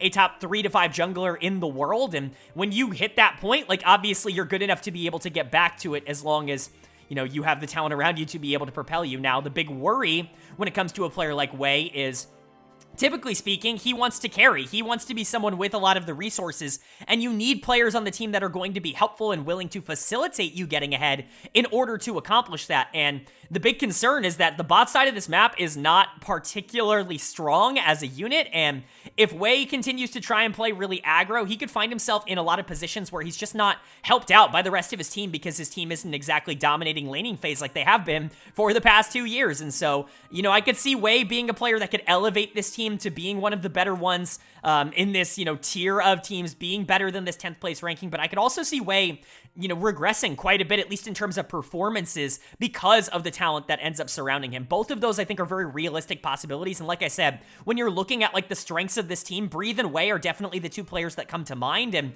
they're not exactly the most consistent of all time. I know RNG fans aren't exactly the most pleased with either of them right now, but you're really relying on them a lot if you are RNG in order to have a good split, because I just don't have a lot of confidence in the youngsters that are coming in to play your main carry roles in Tong Yuan and LP. Now, LP is one that I'm going to get a lot of pushback for, but Tong Yuan I don't think I will get a lot of pushback for. He just was not very good in spring, and a lot of the mid lane, he wasn't the worst mid laner in the region in spring, but the worst mid laners in the region no longer have jobs. Like Dream, Ching, like these players that I would have listed below Tong Yuan in terms of performances aren't in the league anymore, and that pushes him down to the number 17 ranking in terms of mid laners. That's last place for RNG. They let Angel go. They obviously trust Tong Yuan a lot. They like what they saw out of him, not only in the LPL, but in the LDL, you know, going into the year. This was always a contentious, like, are they really going to roll with him at this spot kind of position? But I don't trust him. I really don't. I've really not liked what I've seen from him. He was okay in the LDL, but he was really bad in the LPL. He certainly was not generating any sort of pressure, and him and Wei had almost no chemistry together, and they were given an entire offseason already at the beginning of the year to try and figure that out. I don't have a lot of high hopes and high expectations for him. Hopefully, he can outperform those. I think he probably will. He's probably not going to be the worst mid laner in the region, but I certainly don't expect him to be the best either. And then LP is going to get a lot of pushback from me ranking him 17. I'm just not as high on LP, and I think a lot of his problems ended up getting exposed towards the back half of the split for LNG. Obviously, bot lane swap here for RNG. They're losing their best player in Gala, the one that ended up basically dragging this team, kicking and screaming into the playoffs last split. They end up swapping him to LNG for LP here, and it's just not a good trade, in my opinion. LP was a player that I think I wasn't super hyped on going into the year. His LDL tape wasn't particularly impressive, and he hadn't necessarily shown anything at the LPL level before this.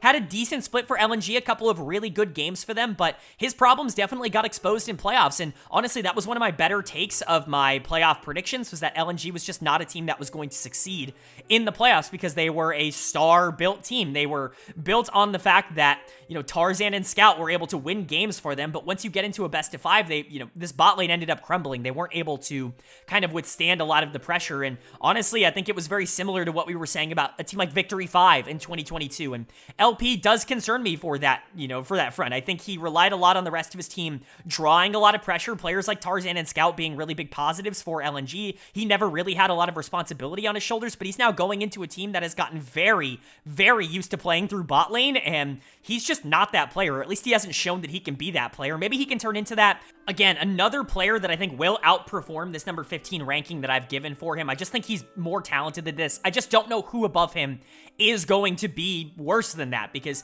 he's a solid player, just not anyone that is, really going to blow my socks off. And I really do believe that this carry duo is going to hold this team back quite a bit. Now, on the flip side, if you do get good performances out of Tanyuan and LP, if this organization, which has done a very good job of developing talent over the course of the year, can get the best out of these two, this team can very much exceed this ranking, because the support position I really don't think is all that bad. You're bringing in Lumao, who obviously didn't play in spring. He was kind of the player coach or the sub coach, I guess you could say, for Billy, who ended up going to MSI Finals. He ended up seeing that experience, which is obviously fantastic for him, but he's a good player. I think he's a player that has continuously gotten a bad rap at the LPL level over the course of his career, continuously compared to players that I think are either just obviously better than him, or, players that I think aren't obviously better than him, even if people say that they are, like a Wandi, right? I think Lumao is a solid player that can definitely be a starting support on a good playoff team, and, if they end up going in that direction, if he ends up being the starting support, I think overall that's going to be a good thing. But they also did bring Lele in. Obviously, we just saw him play for Fun Plus, but he got replaced midway through the split because he wasn't very good. Him and LWX actually had some really awful laning phases, and that was the big reason why I think that team wanted to move in a different direction. I would see almost no reason why you would play Lele over Lumao. Obviously, upside for Lele might be a little bit higher. I only say that because we haven't seen a lot out of him, but he's never really shown anything to be on that same level. I think Lele was a really good player in the LDL. I actually liked his tape quite a bit, but just from what we've seen with this bot lane already being so contentious, with LP already being not really a proven player at this level, I think going for a player like Lumao that can maybe help kind of ease him into the LPL a little bit better might be a better idea at this level. And so, this is the projected 5 that I would go with, but if Lele was in here, I do think that this team's ceiling is a little bit lower. Like, I think the team is probably worse off for having him in, so it's going to be interesting to see which direction they end up going with. But if they do end up going with this direction, if this is the team that they end up, playing, if these are the players that they end up going with, I think that there are positives and negatives. The reason they come in 10th is because Breathe, Wei, and Lumao, I think, are all competent playoff caliber LPL starters, and that's just not a lot that I can say about the rest of the teams that we have below them. Like, even Invictus Gaming, that I think has a really nice trio, I think this trio is obviously just way better. The problem is that I think the weaknesses for this team could potentially be a lot bigger than those other teams. Now, if they're able to be, like, super competent, if LP is a top 10 bot laner in the region, and if Tanyuan is a top 10 mid laner, like, this team realistically could be, like, somewhere close to top 6, top 7 in terms of the standings. I don't think they're going to be any higher than that. I don't think they have that kind of upwards talent, but there still is upside for this team. I just think that the question marks for me in particular, for players that I personally am willing to put my neck out and say I don't necessarily believe in as much as the rest of the community, I think that the worry with that is that they're just not going to be what a lot of people expect them to be, which is why I have them coming in here at number 10 in the power rankings. And then moving on to number 9 in my power rankings here. We talked about number 10. I think that there is some up and down trajectory potentially for these teams in the C tier, but number 9 for me feels like a team that should comfortably be a playoff team. Again, I really do feel like the top 10 are built a little bit different, and that is definitely the case here. So coming in right in the middle of C tier, and at number 9 in my power rankings, I have Thunder Talk Gaming. I have TT coming in here at number 9. I think this is a relatively good spot for them. I think that they showed a lot of promise in spring, and obviously this was a roster that always had potential to be a pretty interesting one, and for them to go 500, for them to be relatively competitive, especially towards the back half of the split. Obviously, their playoff was also really, really interesting to watch. The first time in franchise history that they did end up making the playoffs, and my prediction here has them in it again here in summer, and a lot of that is because no changes to this roster. It's the exact same roster that they had in spring. They've kind of been building up this young core for a little while, only implementing small additions here or there. This time, obviously, it was Huanfeng at the beginning of the year, but everybody else was retained from 2022, and I think that really helped a lot of the continuity, and it helped this team continue to grow and establish their own identity, which I feel like at this point they absolutely have done. So let's go ahead and talk about this team. Their lineup is looking like Hoya in the top lane, Beishuan in the jungle, Yukal in the mid lane, Huanfeng at AD carry, and I believe it's still going to be Yao Yao at support. They did bring in Yuyanja, but Yao Yao's just significantly better than Yuyanja, who's just not a very good League of Legends player. He hasn't been in quite a while. Iboy and Yuyanja on Rare Atom was one of the worst bot lanes in the league last year, and I just don't really see any reason at all to play Yuyanja over Yao Yao, so I have Yao Yao listed here because he started all of spring, he started a lot of summer of last year for this team when they ended up playing a lot better, and I just think in general, he's a really good player, and we'll talk about him later, but let's start with the top lane, because that's what we do here on the channel. Let's start with Hoya, a solid player. Again, isn't going to rank particularly highly, because he's not really a player that you want to play through, but he's solid enough. He's, you know, been on winning teams before. He knows what it takes to be, you know, kind of that weak side top laner to allow the rest of his team to get the resources that it needs. He's a good player, not a superstar. Again, there's so many top laners that are kind of like this in the LPL. I feel like I've said so much about these guys over the course of this video already up until this point, but Hoya fits right into that mold. You know, same with ZDZ, and, you know, we'll get to Cube in a bit, but, like, you're not going to win or lose because of Hoya. He's going to be stable enough to allow the rest of the team to be whatever they need to be. If they need to be a positive, they can be that. If they're going to be a negative, they're going to be that, right? Hoya's not going to completely change your fate as an organization. I will say he's had some good games in the LPL especially, and I do think that there are opportunities for him to be able to be a little bit more than this. I just wouldn't necessarily expect it as much as maybe some of the next up-and-coming, like, really young, talented top laners that they have in the LPL. And then you've got Beishwan in the jungle. It looks like he's still going to be starting here in summer. I know there's a lot of conversation around this jungle position because they signed Xiao Huanggren last year, or they promoted him. I don't exactly remember which one's which, and he's this gigantic young prospect in the LPL. A lot of people are looking at him as one of the next, like, big LPL stars coming out of the jungle position, and, you know, Beishwan, I think, has kind of been the stopgap for them for a while, but the problem with that is I think he's been too good as a stopgap. Like, I think they're waiting for a reason to bench him, and he just hasn't necessarily given them that reason. He's been more than solid as a jungler. He's going to have some bad games every once in a while, but I think for the most part, especially when you look at his, like, package as a whole, like what he offers the team, I think that he is more than competent and certainly a jungler that can help you get to playoffs and be an interesting team once you get there. I like Beishwan a lot. I think I'm a little bit higher on him than a lot of other analysts are. I do like him quite a bit as a player, and I expect him to continue to stay the starter for this Thunder Talk team unless they just want to pull the trigger and say no matter how he's playing, we're going to play the young kid. But the rest of this team is really where you start to get excited. Hoya, Beishwan, good players, especially Beishwan. I do think he's a big positive for this team, but the carry roles in the bot lane in particular are very big positives for this team, in my opinion.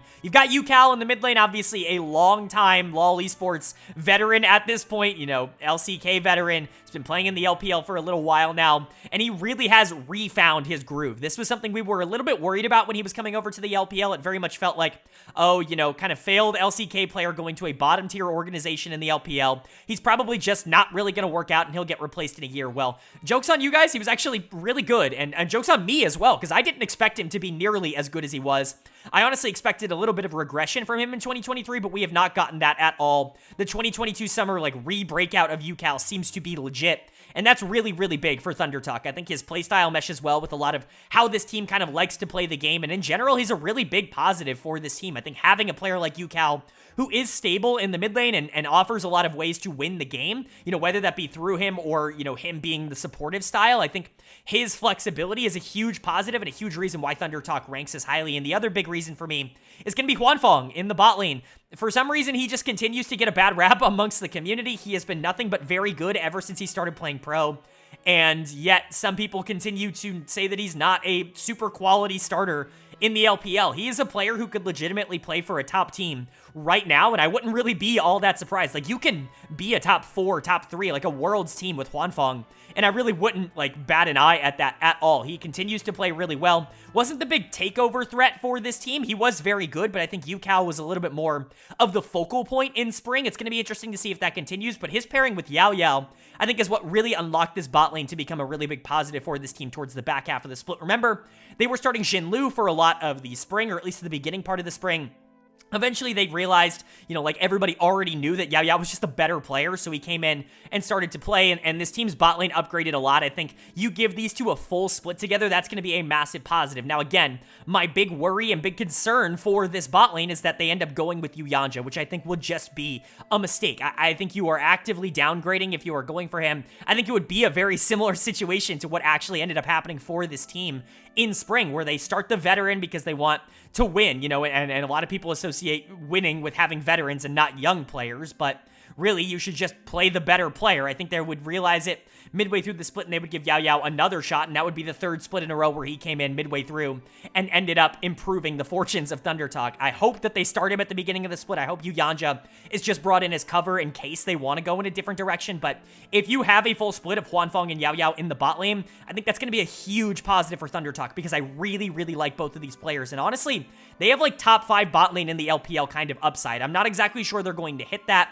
because again, I think this team really does want to play through UCal. They want to get him pressure and then have him move around the map. That did seem to be the style that they like to go for, but I mean, if they really did want to full invest into the bot lane, I definitely think that this bot lane is good enough to be able to pay them back out if they were to get that investment. And so overall, I like ThunderTalk. I think they're a solid team. I don't think there's like any superstars on this team. I think Huanfeng could theoretically be a superstar, but I don't think he's necessarily going to be in this current system. I think Yukao's a really good player. I think Yao Yao is a really good player. If he was on a top team, I think he could definitely be like a top 5 support. It's just about, you know, opportunity. And then Hoya and Beishuan are far from bad players. This team is just going to be kind of the opposite of what we've talked about from a lot of teams up until this point. We've talked about a lot of high variance, you know, a team that could potentially be, you know, as high as 6 or as low as 14, right? Like a lot of teams that have that kind of outlook on the split where they're kind of just hoping a lot of things go right. I think ThunderTalk's kind of the opposite. They're a very stable org and a very stable team that I think is, you kind of know what you're going to get out of them. A lot of these players are going to perform well.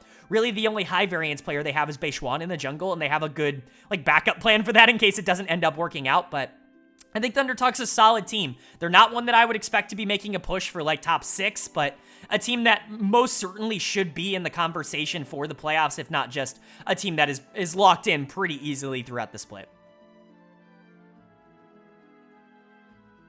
And then moving on now to number 8, and this is going to be the top of my C tier. Like I said before, C tier are teams that I think realistically are expecting to make the playoffs, realistically should make the playoffs, but I could absolutely see a world in which something goes wrong. They're not quite as good as maybe people anticipate, but if I have any confidence in the C tier teams, I have the most confidence in the team coming in here at number 8. So coming in at this spot and at the top of the C tier, it is going to be Team WE, and this is a pretty surprising entry, I think, for a lot of people, because I don't think that a lot of people see the change that they made as this massive upgrade, but in my opinion, I think the stability that's going to come to the top side of the map for WE, with Cube joining in the top lane, is going to be massive for their opportunity to be able to carry from other positions. I've always been relatively high on some of the other players on this team. They just needed players that weren't going to flip the game in lane, and trust me, I think they got that in their new top laner. So let's go ahead and talk about the team as a whole, because it's not just the new player that makes me excited. There is a reason why I feel confident in this team as a whole. But their lineup in 2023 summer is looking like Cube in the top lane, Hang in the jungle, Shanks in the mid lane, Hope at AD carry, and Iwandi at support. A lot of really, really good players on this team. We're going to start with Cube because we start in the top lane, but he is the new addition. He's the only change. You're going from Bubu in the top lane to Cube. You're going from arguably the worst top laner in the entire league to a top laner that's been consistently very stable over the course of his entire career. I put him at the top of this cluster of top laners that I've kind of talked about throughout this video already, of stable players that aren't exactly going to make or break your game or your season, but they are going to influence whether or not the other players on the team have the capability of being able to carry you. I think Cube is that, but I think he's probably the best version of that, like outside of, you know, Breathe or someone like that at the top of the standings, because I think Breathe has a little bit more carry potential, but Cube is just incredibly solid. Now, it is worth noting that I wasn't super pro Cube towards the back half of the split on Rare Atom. I think a lot of that was him kind of getting thrown to the wolves by the team, just kind of allowing resources to be dumped into other areas. You know, for the most part, it ended up working out, but I think his individual performances suffered because of it. I think going into WE, though, I think it's going to improve a lot. Bubu was what I would consider to be one of the worst laners and team fighters in the entire region, regardless of position, and he had been continued to be tenured here by WE, and I think they finally realized that they just needed to go in a different direction, so they spend the money and they bring in the player that I think really is going to help them a lot. I think adding consistency to that top side, Cube can carry, like you can give him options to be able to win lane on. It's just not necessarily been the style that he has been asked to do throughout his career, but he's a good player and a massive upgrade, in my opinion, to this position. position. And then the rest of the roster is the same, and honestly, there's a lot of positives to take away from the rest of the roster as well. You've got Hang in the jungle. I think for a rookie split, he did relatively well in spring. You know, again, very similar to a player like Leon. I know I've compared a lot of junglers to Leon, but it's really because he's kind of the poster child of this feast or famine style. Very good early games, very bad late games. However, I think Hang has a little bit more upside as a player, which is why he ranks a little bit higher in terms of the jungle position. I think he's got players around him that are going to facilitate him a bit more, and honestly, as the split went on, we saw him getting a little bit more consistent, transitioning those early game leads into the mid to late game. Now, obviously, there's still going to be stumbling moments. There's still going to be games where he looks relatively bad, because if he doesn't get an early lead, he's not exactly a great jungler at playing from behind, but he doesn't get behind really all that often, and that's a very good trait to have as a jungler. So if his early games can continue to be very good, and if he can continue to grow as a player, continuing to make that mid game just a tad bit more consistent, you know, kind of playing around the rest of his team, getting resources to his carry players, I think he could be a really good jungler here in the LPL, and honestly, I'm kind of predicting that. I think he's going to take a pretty nice leap in summer. I like him as a player.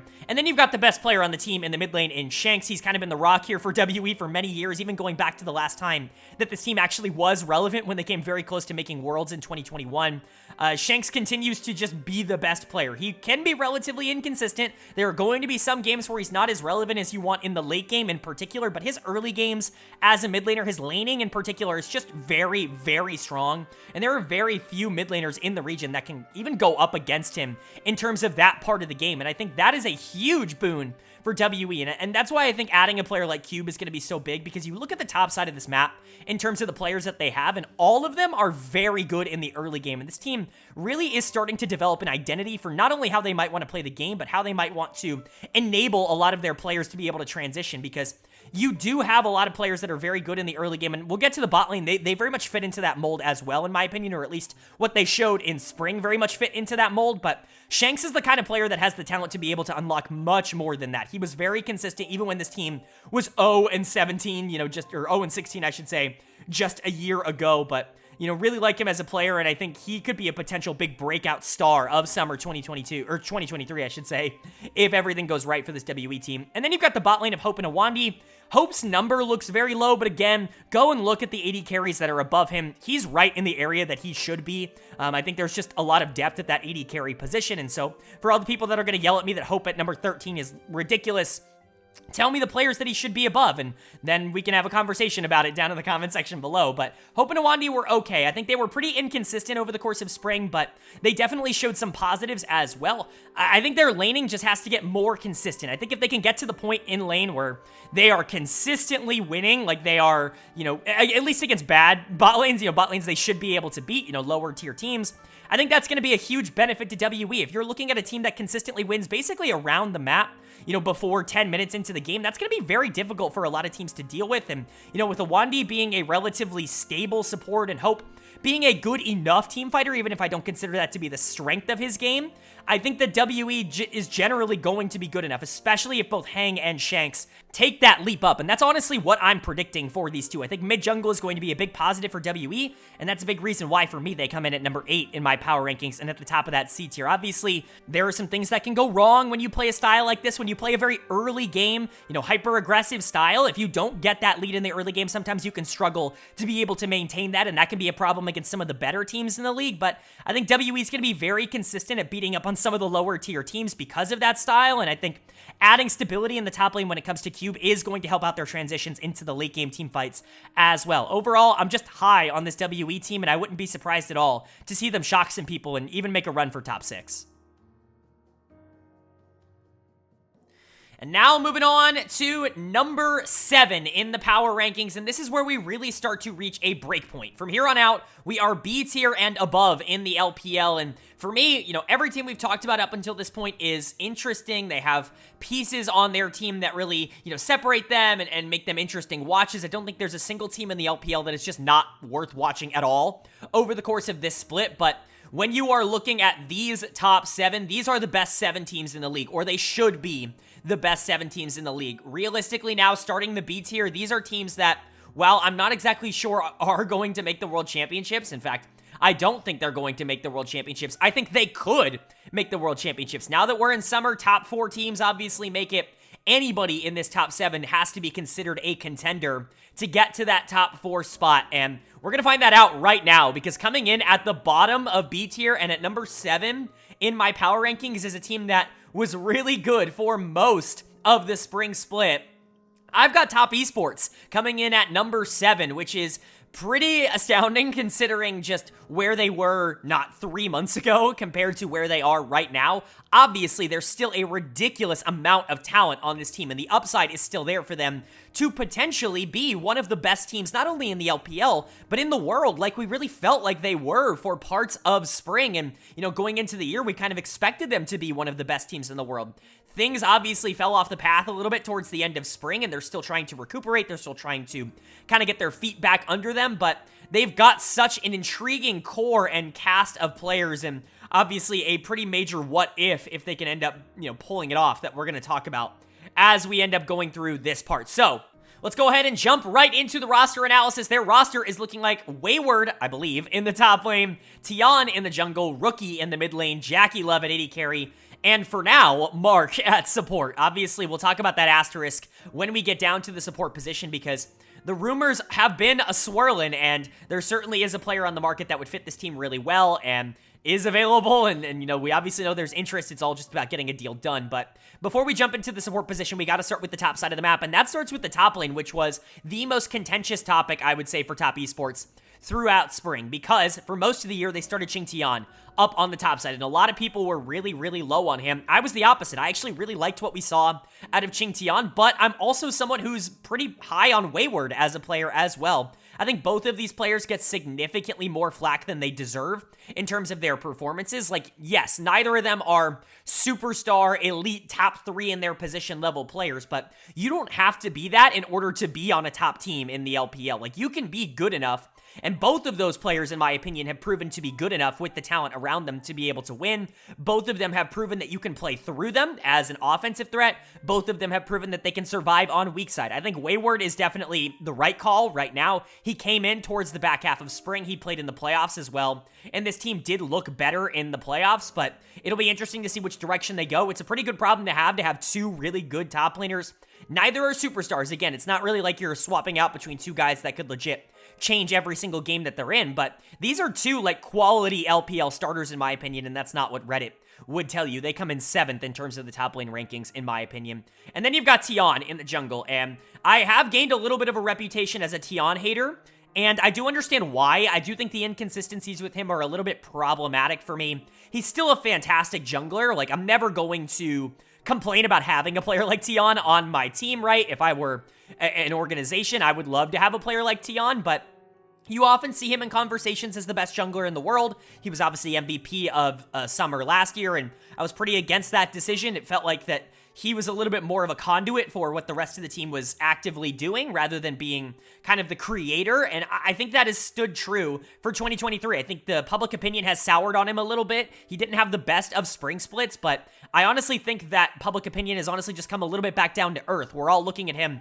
as a very good jungler, a jungler who can absolutely be a difference maker, not only in the regular season, but in the playoffs as well, but not someone who is going to dominate the league. He's not a top 5 player in the LPL. I have him ranked as the number 7 jungler because there are a lot of top tier junglers, but Tian has the potential to be much higher than this. He came in at number 2 to start the year for me. Just for context, he still is a really good player, and he's going to be somewhere in that mix, but public opinion definitely back down to earth, I would say, a little bit. And as for public opinion, that's where we start to get into Rookie.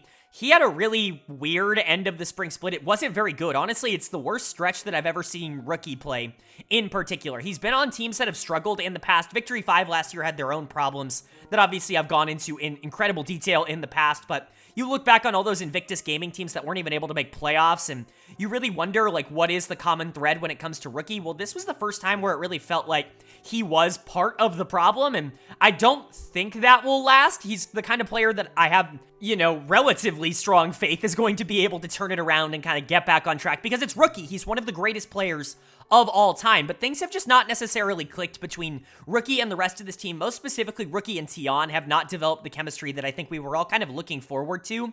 Tian coming off of a year where he worked incredibly well with Knight in the mid lane, and that was a real proponent for him as a jungler. It just hasn't necessarily clicked in that same way between the jungler and the mid laner here, but pure talent-wise, like, both of these guys deserve to be ranked higher than where they are ranked right now. Rookie at 6, Tion at 7. If they can figure it out, if they can get on the same page and really start to work towards becoming a better duo rather than just two individually good players, Rookie can get back to that top 3, top 4 spot in the mid lane. Tion can get back to that top 3 spot in the jungle. It's absolutely achievable for them.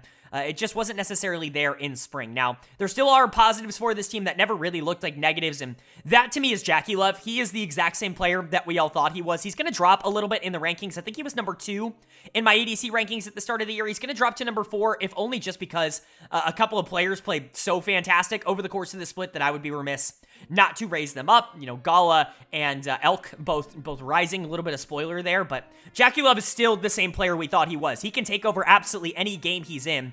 There are games that he's just going to win. No matter what the rest of his teammates do, they will not be able to stop him from winning the game because he's that explosive. There are also going to be games that he is just going to lose. We know what JackeyLove is, an incredibly aggressive, incredibly risky, most of the time worth it AD carries, someone who has been very good across playoff runs. I'm not worried about JackeyLove.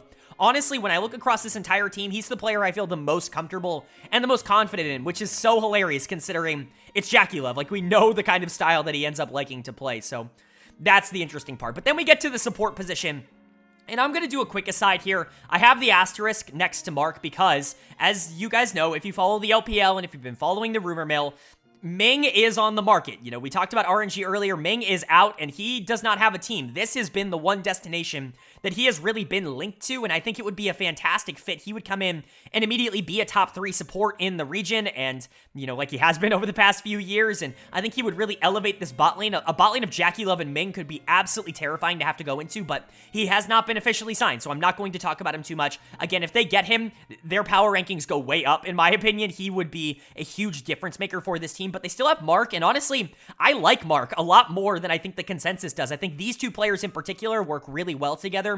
It was honestly a big thing for me when he got brought into top esports last year, midway through the season, where it felt like, oh, okay, JackeyLove and Mark have the same idea for how they want to play the game. Both of them are incredibly aggressive, very feast or famine bot lane players, and because I think they play off of each other so well, they end up getting a lot more advantages than I think either of them were getting separately, right? Like, JackeyLove and Juo did not work in that same way. Mark didn't work quite as well when he was on LGD. Like, neither of them really became superstars apart, but they were a lot better together, and I still think that that's the case, even if I do think Ming coming in would be a relative upgrade here. But Mark is not a bad player. He's someone who is absolutely going to help this team fulfill its ambitions, and you can make worlds with Mark. Like, that is not out of the realm of possibility by any stretch of the imagination. You can make worlds with everybody on this team. You're just going to need them to be in good form. Most specifically, you really need Tion and Rookie to be able to step up. If they can get on the right page, if that jungle mid can get a lot stronger, this team still can be a top 2, top 3 team in the LPL. Like, they could very much be in the LPL finals, ranked here, power ranked at number 7, which is insane. That's how close the gap is here. But, you know, there are question marks. Wayward and Xingtian, you got to get a good performance out of that top lane position. What's going on in the support position, and can Tion and Rookie get back on track? These are all questions that they do have to answer, but again, if I had to bet on them being able to do that, I would definitely say that they're tiers above anybody that we've talked about in this video up until this point, and they absolutely should be better than a lot of the teams that are ranked and listed above them in the power rankings here. And now moving into number 6 on my power rankings list. We've already covered a lot of really good teams, and so, like I said before, it really is only the good teams left, but, you know, Worlds contenders, that's really kind of the theme of the B tier, and that continues as we move on to number 6 here, and it's a team that I think some people are going to say that I'm too low on, which, if you know the channel at all, is just astounding to hear about this particular team. But coming in at number 6 for me, it is going to be, oh my god, OMG coming in 6th. Even though they just finished 4th in the playoffs, they just went on that pretty miraculous run and being able to take down teams that I think a lot of people just had being better than them. This was a team that really received a lot of, I don't want to say criticism because people weren't criticizing them, but they received a lot of lack of faith throughout the regular season. This team was performing really well. They were doing well against good teams in the regular season, and people weren't on the hype train.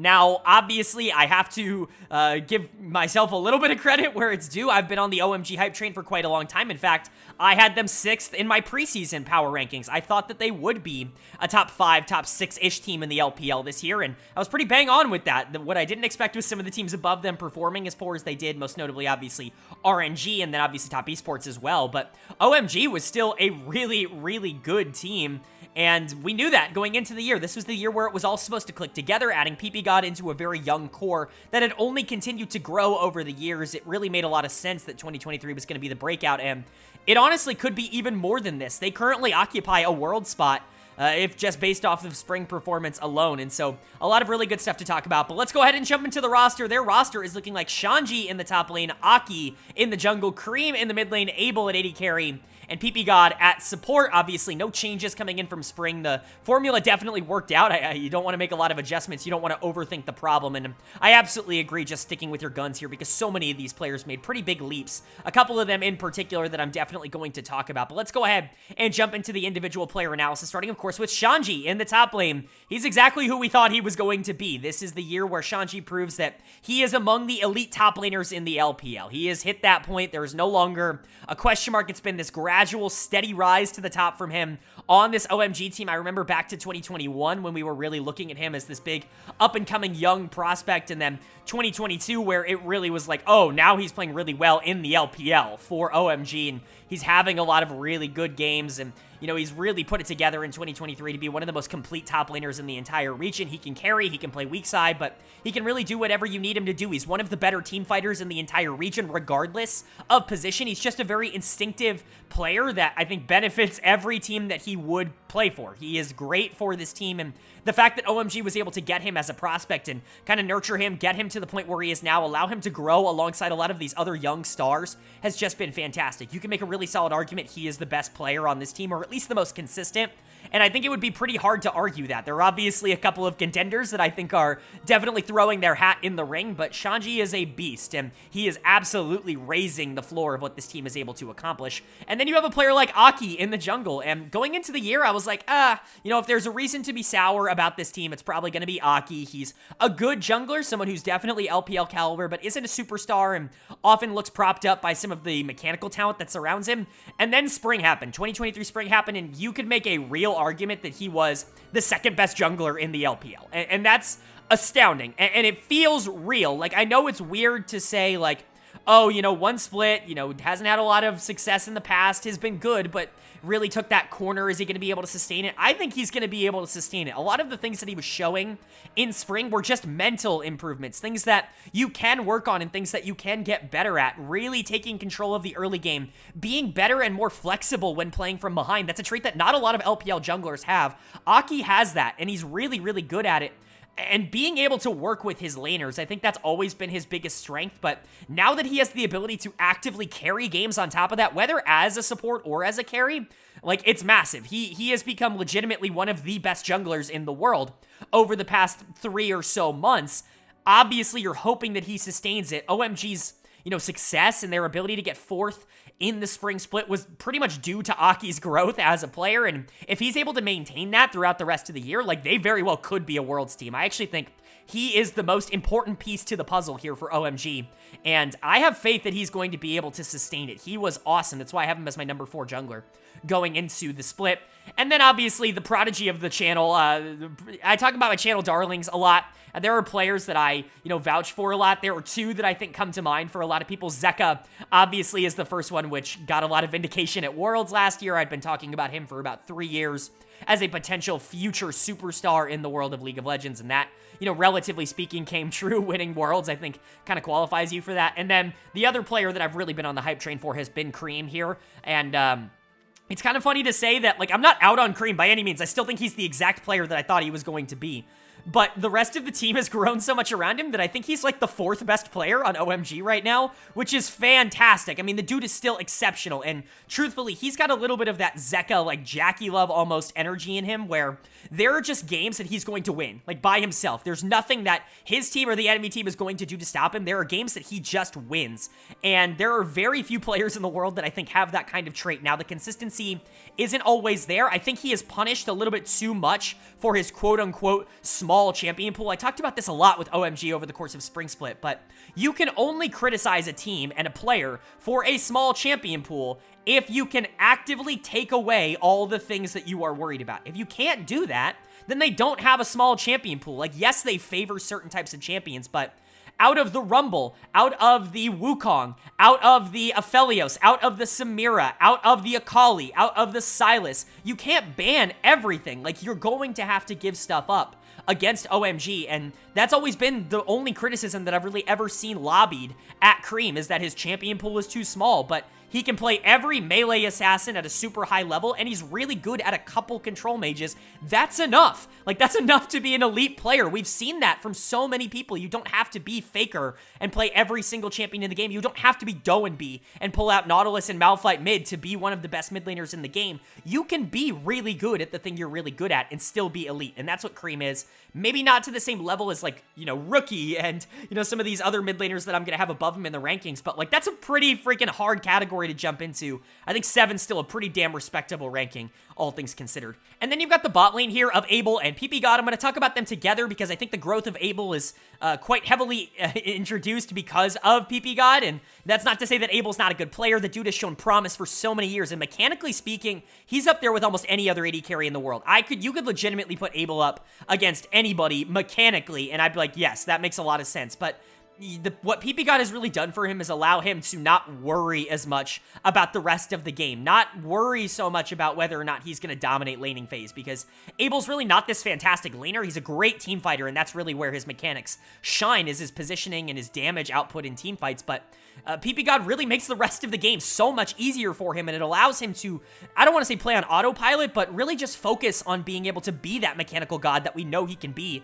on so many different champions. Abel was fantastic, especially in their playoff run, and PP God is the missing piece for this team. As soon as he came onto OMG, their macro was cleaner, their early games were better, they knew how to play from behind. I'm not saying it's entirely him, because I think the growth of Aki obviously has helped this team out a lot, but his knowledge and his eye for the game has helped every single team that he has been on across his entire career, and that is not an exception here on OMG. He's an incredibly big asset, and I would argue the most important player to OMG across the year so far. So when you're looking at this team, I think 6th place is a relatively reasonable ranking. Again, I've only talked super highly of them. Why are they not higher? Well, a couple of teams that are above them, in my opinion, got better. One of them, in my opinion, just underperformed in Spring Split, and we're going to talk about them in just a bit, but there are so many things to like about OMG. If this team ended up making top 4, if this team ended up making finals, like, that's the kind of leap I think is in, you know, the realm of possibility. I think maybe their ceiling is a little bit lower than a team like Top Esports that we just talked about, but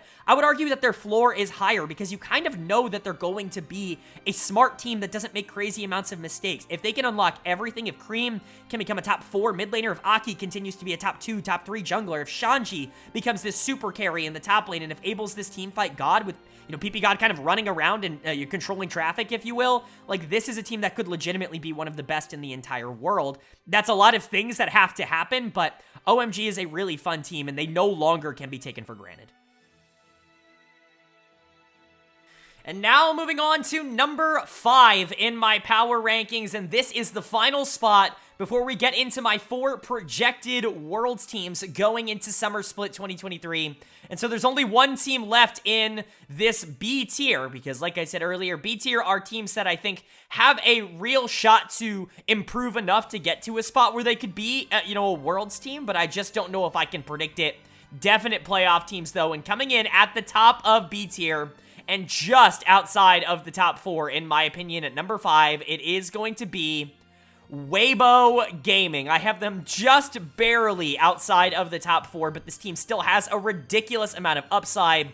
And it's another team that, quite frankly, just underperformed a little bit in the playoffs after what they had shown for a lot of the year. The talent on this team is absolutely legit. They just have to get over some of the yips that some of these players have had in recent playoffs. And so let's go ahead and go over what their roster is looking like. It's looking like The Shy in the top lane. I believe it's going to be Karsa in the jungle, Xiaohu in the mid lane, Light at AD carry, and Crisp at support. It's the same roster that they had in spring, and again, you know, once you get to this point, once you're talking about some of the best teams in the league, unless there's this clear, like, no-brainer upgrade, you're really not going to see a lot of differences in terms of the roster that they're going to be putting out, and nor should you, because this team really did work, and honestly, the only position that I could realistically see you moving on from would be top lane, but there just weren't better options available on the market. There were different options if you wanted to go, I guess, for something like Cube that might have been available, but I mean, you'd have to be making the argument that Cube is better for this team than a player like the Shy, and I just don't know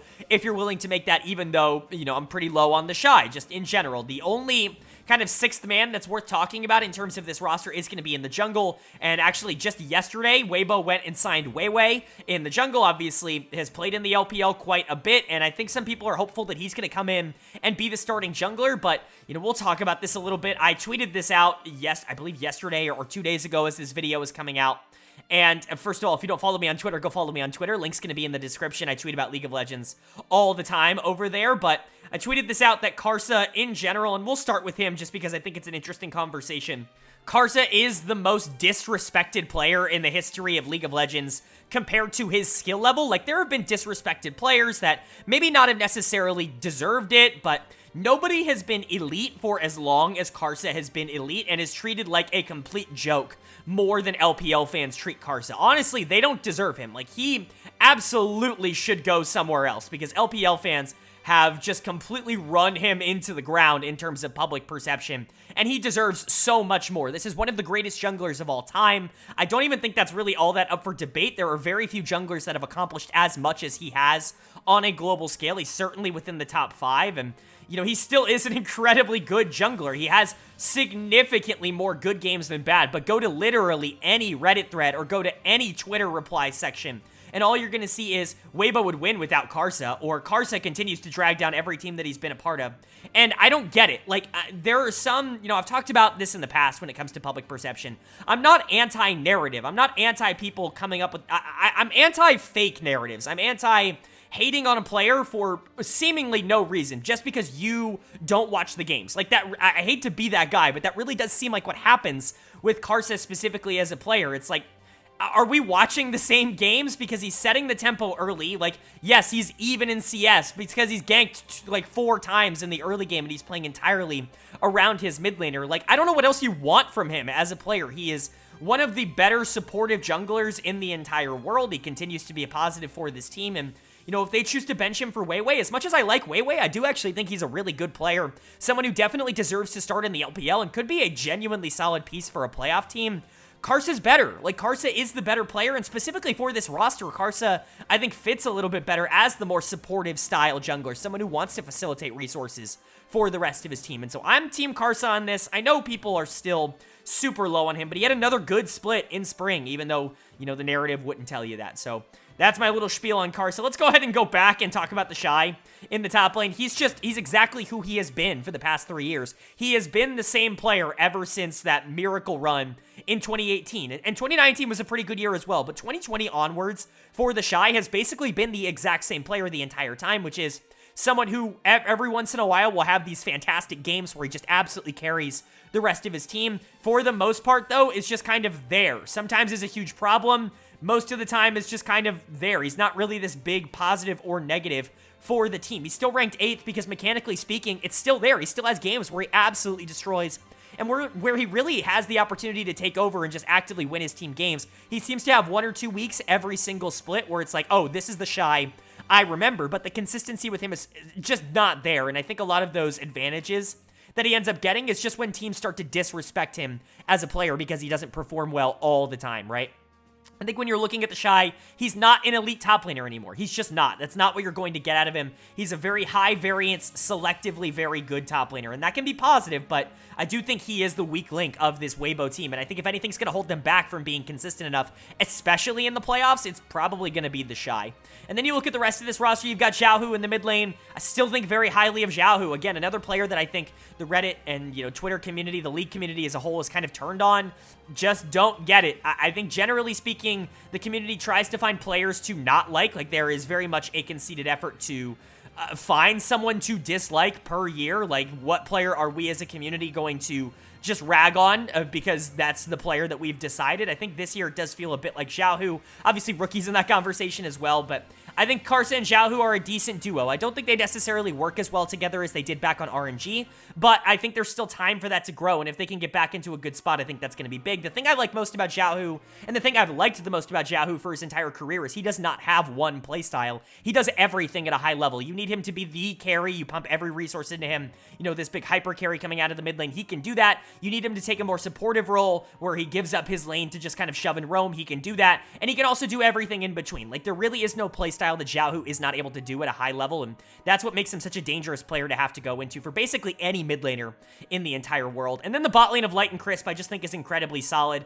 Light's a very good bot laner. He's the exact player that we thought he was going into the year. I was super high on him coming out of 2022. I thought he was easily the best player on that LNG team last year. He gets on a team with Weibo here that is also very inconsistent. He continues to kind of be the rock for that team. He continues to be kind of the anchor where when a lot of the other players are having bad games, being a little bit more feast or famine, Light is pretty typically winning lane, at least by a little bit, and he's going to be useful in team fights. Just an incredibly valuable player. One of the more consistent ones at that position in the entire world. And then there's Crisp, who has moments of brilliance and has moments of disaster, and that's okay, right? As a support, he's a little bit more high variance than he had been in the past, at least he was in spring, but still an overall major positive for this team overall. And I would say, generally speaking, Light and Crisp are the two players that you can count on the most being productive for this Weibo team over the course of the year. But Xiaohu, I think, is top-end LPL talent. You know, he's going into a summer split, which might not mean the best things for him, for the King of Spring, if you will, but that's always been a little bit of a meme anyways. Anybody who's actually watched the games knows that it's not entirely his fault that his teams lose in the summer, but I think this team definitely has top 4 upside. Like, I put them above OMG, and I put them above top esports. I think this team is more talented than both, and I also have more faith in the consistency than both, where, you know, top esports has the talent and OMG has the consistency. I think Weibo has a little bit of both. Now, not enough for me to put them into the top 4 because they are at the top of this B tier, and every team that's above them in the A tier or the S tier are just like elite world-class level teams that in a realistic world could probably win the world championship. I'm not sure I believe in that for Weibo unless, like, the Shy gets back into form, which I just don't necessarily see coming, but there are so many pieces on this team that are continuously disrespected by the community, that have unfairly generated bad narratives, and I think they're going to prove a lot of people wrong and be a team that genuinely competes basically until the last moment here in the LPL. Now we get to move on to our top 4 teams in the LPL. Which 4 do I think are going to be going to Worlds? Well, obviously, if you're an LPL fan, you know which 4 teams are left to talk about in this video. But what order are they going to be in? That we are going to determine now as we go from our B tier to our A tier. A tier consists of teams that I think realistically should be going to the World Championships. I think that obviously there's a small difference between S tier and A tier. Spoiler alert, there is an S tier on this list, and my best explanation for what the difference is S tier are teams that really should be competing for World Finals, and there should not be a doubt as to whether or not they could go to Worlds. A tier, theoretically, if they have a bad split, they could fall out of one of these World spots, but I think realistically they are expecting themselves to be able to make it to the World Championship. So let's go ahead and talk about A tier, and starting us off at the bottom of A tier and coming in as the number 4 team in my power rankings, I have Edward Gaming. EDG coming in at number 4. This was a team that for most of spring we had as the number 2 team in the power rankings. We, you know, going into playoffs, I thought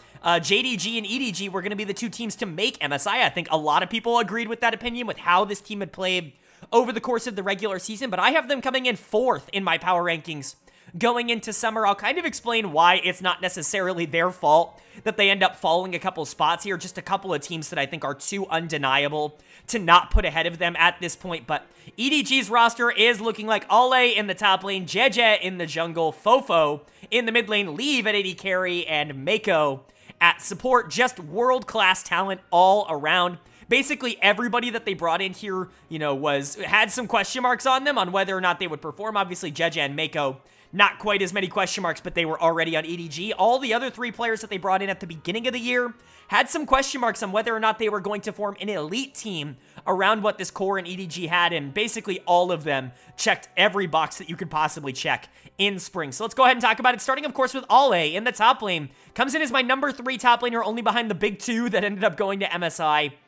He's fantastic. He was my first team all-pro top laner in the regular season. The dude was stellar for EDG, just consistently winning games and lanes and, affecting the map with his pressure, actually team fighting really well. Like, this was prime Ale all back here for EDG, and I think that's the best case scenario for them. He didn't have the best of 2022s, obviously. There was some off-the-riff stuff that was just kind of weird with him in LNG. He ended up getting benched for quite a while for a player that was clearly inferior to him on a team that was trying to make the playoffs, which was very weird, but he ends up going to a better situation here in EDG, a team that is definitely going to respect him a bit more, and he is definitely rewarding them. I think you can make a case that he is the best top laner in the LPL, but man, there's just a lot of, the top three are all just so freaking good. It's really hard to distinguish them. He comes in at number 3, but this is not any sort of insult to him. The dude is fantastic. He's great on carries, but he's gotten better on tanks. I would definitely say he's still a strong side top laner, still someone who is going to want resources a bit more than maybe your average top laner, but with how good he is as a player, I think you're more than happy to invest in him in the early game, especially with the way that top lane has been going in recent metas. So Ale, definitely a plus. And then you've got Jeje in the jungle. Now, I was a little bit up and down on Jeje. I was pretty confident in him going into the year. I felt good about him, but I didn't feel great because his 2022, again, very similar to Ale, very up and down. He got benched for a lot of summer of 2022. People forget that he was benched for Junjia for a lot of summer 2022, and honestly, the team looked better once he was on the bench. Of course, he came back in for playoffs and ended up being the better player in the long run because it felt like he learned a lot from what Junjia was doing right and kind of adapted his game to fit the team a little bit better, but no one could have expected what he was in 2023, which was an MVP candidate in spring. He was sensational, easily the best jungler performance-wise in spring, and that's not easy to do with how freaking good the LPL is in terms of junglers. I wouldn't say easily. I think Tarzan obviously was really good as well, but Jeje was right there, and he was my first team all-pro jungler. Like, again, a really, really talented player, someone who can play a variety of different styles, can facilitate, but is very well known for being, a carry-oriented jungler, somebody who wants to play a lot, especially towards his mid lane. That's kind of the big trend with Jeje as a jungler, and I think on this team it works out quite a bit, but overall, I just really, really like him as a player, and if he can play even remotely like he did in spring, that's a huge dub for EDG. And then Fofo, talk about a player that I had low expectations for that just blew it out of the water in spring. The dude was awesome. I know that his champion pool isn't the most diverse, but that's not really stopped me from liking players in the past. His Jace is better than almost anybody's in the world. Like, I know we just saw how good Knight's Jace was on the MSI stage, on the international stage, but he took some notes from Fofo in the regular season. That, I'm telling you, it's pretty spectacular how well Fofo plays these early game aggressive champions. Definitely a playstyle starting to develop for Fofo in particular, not necessarily EDG as a team, but for Fofo. Wanting to get those resources early, Jeje loving to invest into the mid lane. He did it with Scout for so many years, and I think Fofo is a good replacement for that, and I think if these two can continue to stay on the same page, like, Fofo was a top 3 mid laner in the league last year. Again, I'm expecting some, not regression from him, but more so ascension from some of the other players that are kind of around him in those standings, but Fofo's a really, really good player, and just because he had a down year last year, obviously EDG is definitely good enough to be able to fix those woes. And then the bot lane, I was really, really high on Leave going into the year. Go back to my preseason analysis. Like, I didn't have a big number next to him or anything, but listen to the way I talked about him. I said that he was definitely going to be Rookie of the Year, that he was one of the best prospects that I had watched in the LDL in a very long time, easily the one that I thought was going to translate the best to the LPL, even, notwithstanding the fact that he was going to get to lane with Mako, but, he was everything I could have expected and more. Now, he has a little bit of issue, like, he's not the best laner, like, that's always going to be a little bit of an issue for him, is his consistency in the early game, but man, when he gets to team fight, like, he's just so good at the game. He's so freaking consistent, and his laning did get a lot better as the split went on, and it's lucky for him that I think EDG doesn't like to invest a lot into their bot lane early in games. Jeje, in particular, not really a jungler that is kind of known for doing that. He had to adapt his game style or his game plan to that when Viper was on the team, but now that Viper's gone, I think Leave, Mako, definitely a more isolated bot lane. You can invest a lot more into Fofo and into Ale on the top side and allow Leave and Mako to kind of scale into the late game and team fight. I think that's been a really successful strategy. Leave is a very good player. He is ascending into being one of the best AD carries in the LPL. I imagine that ascent will only continue as the years go on. And then Mako, he's the GOAT, right? Like, what else is there to say? I think you can make a case that he's the most important player in LPL history. Like, he's certainly in that conversation, and he continues to play at a really high level. Every AD carry that plays with him looks better because they are with him. There are very few supports in the history of League of Legends that can say that. And I imagine Mako will continue that. Mako and Leaf have very good chemistry. They're good in lane, and they're fantastic team fighters. That's not going to change. But for EDG as a whole, this team is incredibly solid. My only concern with them is just the fact that I feel like other teams around them got better in the last few weeks. And it's not that EDG is bad.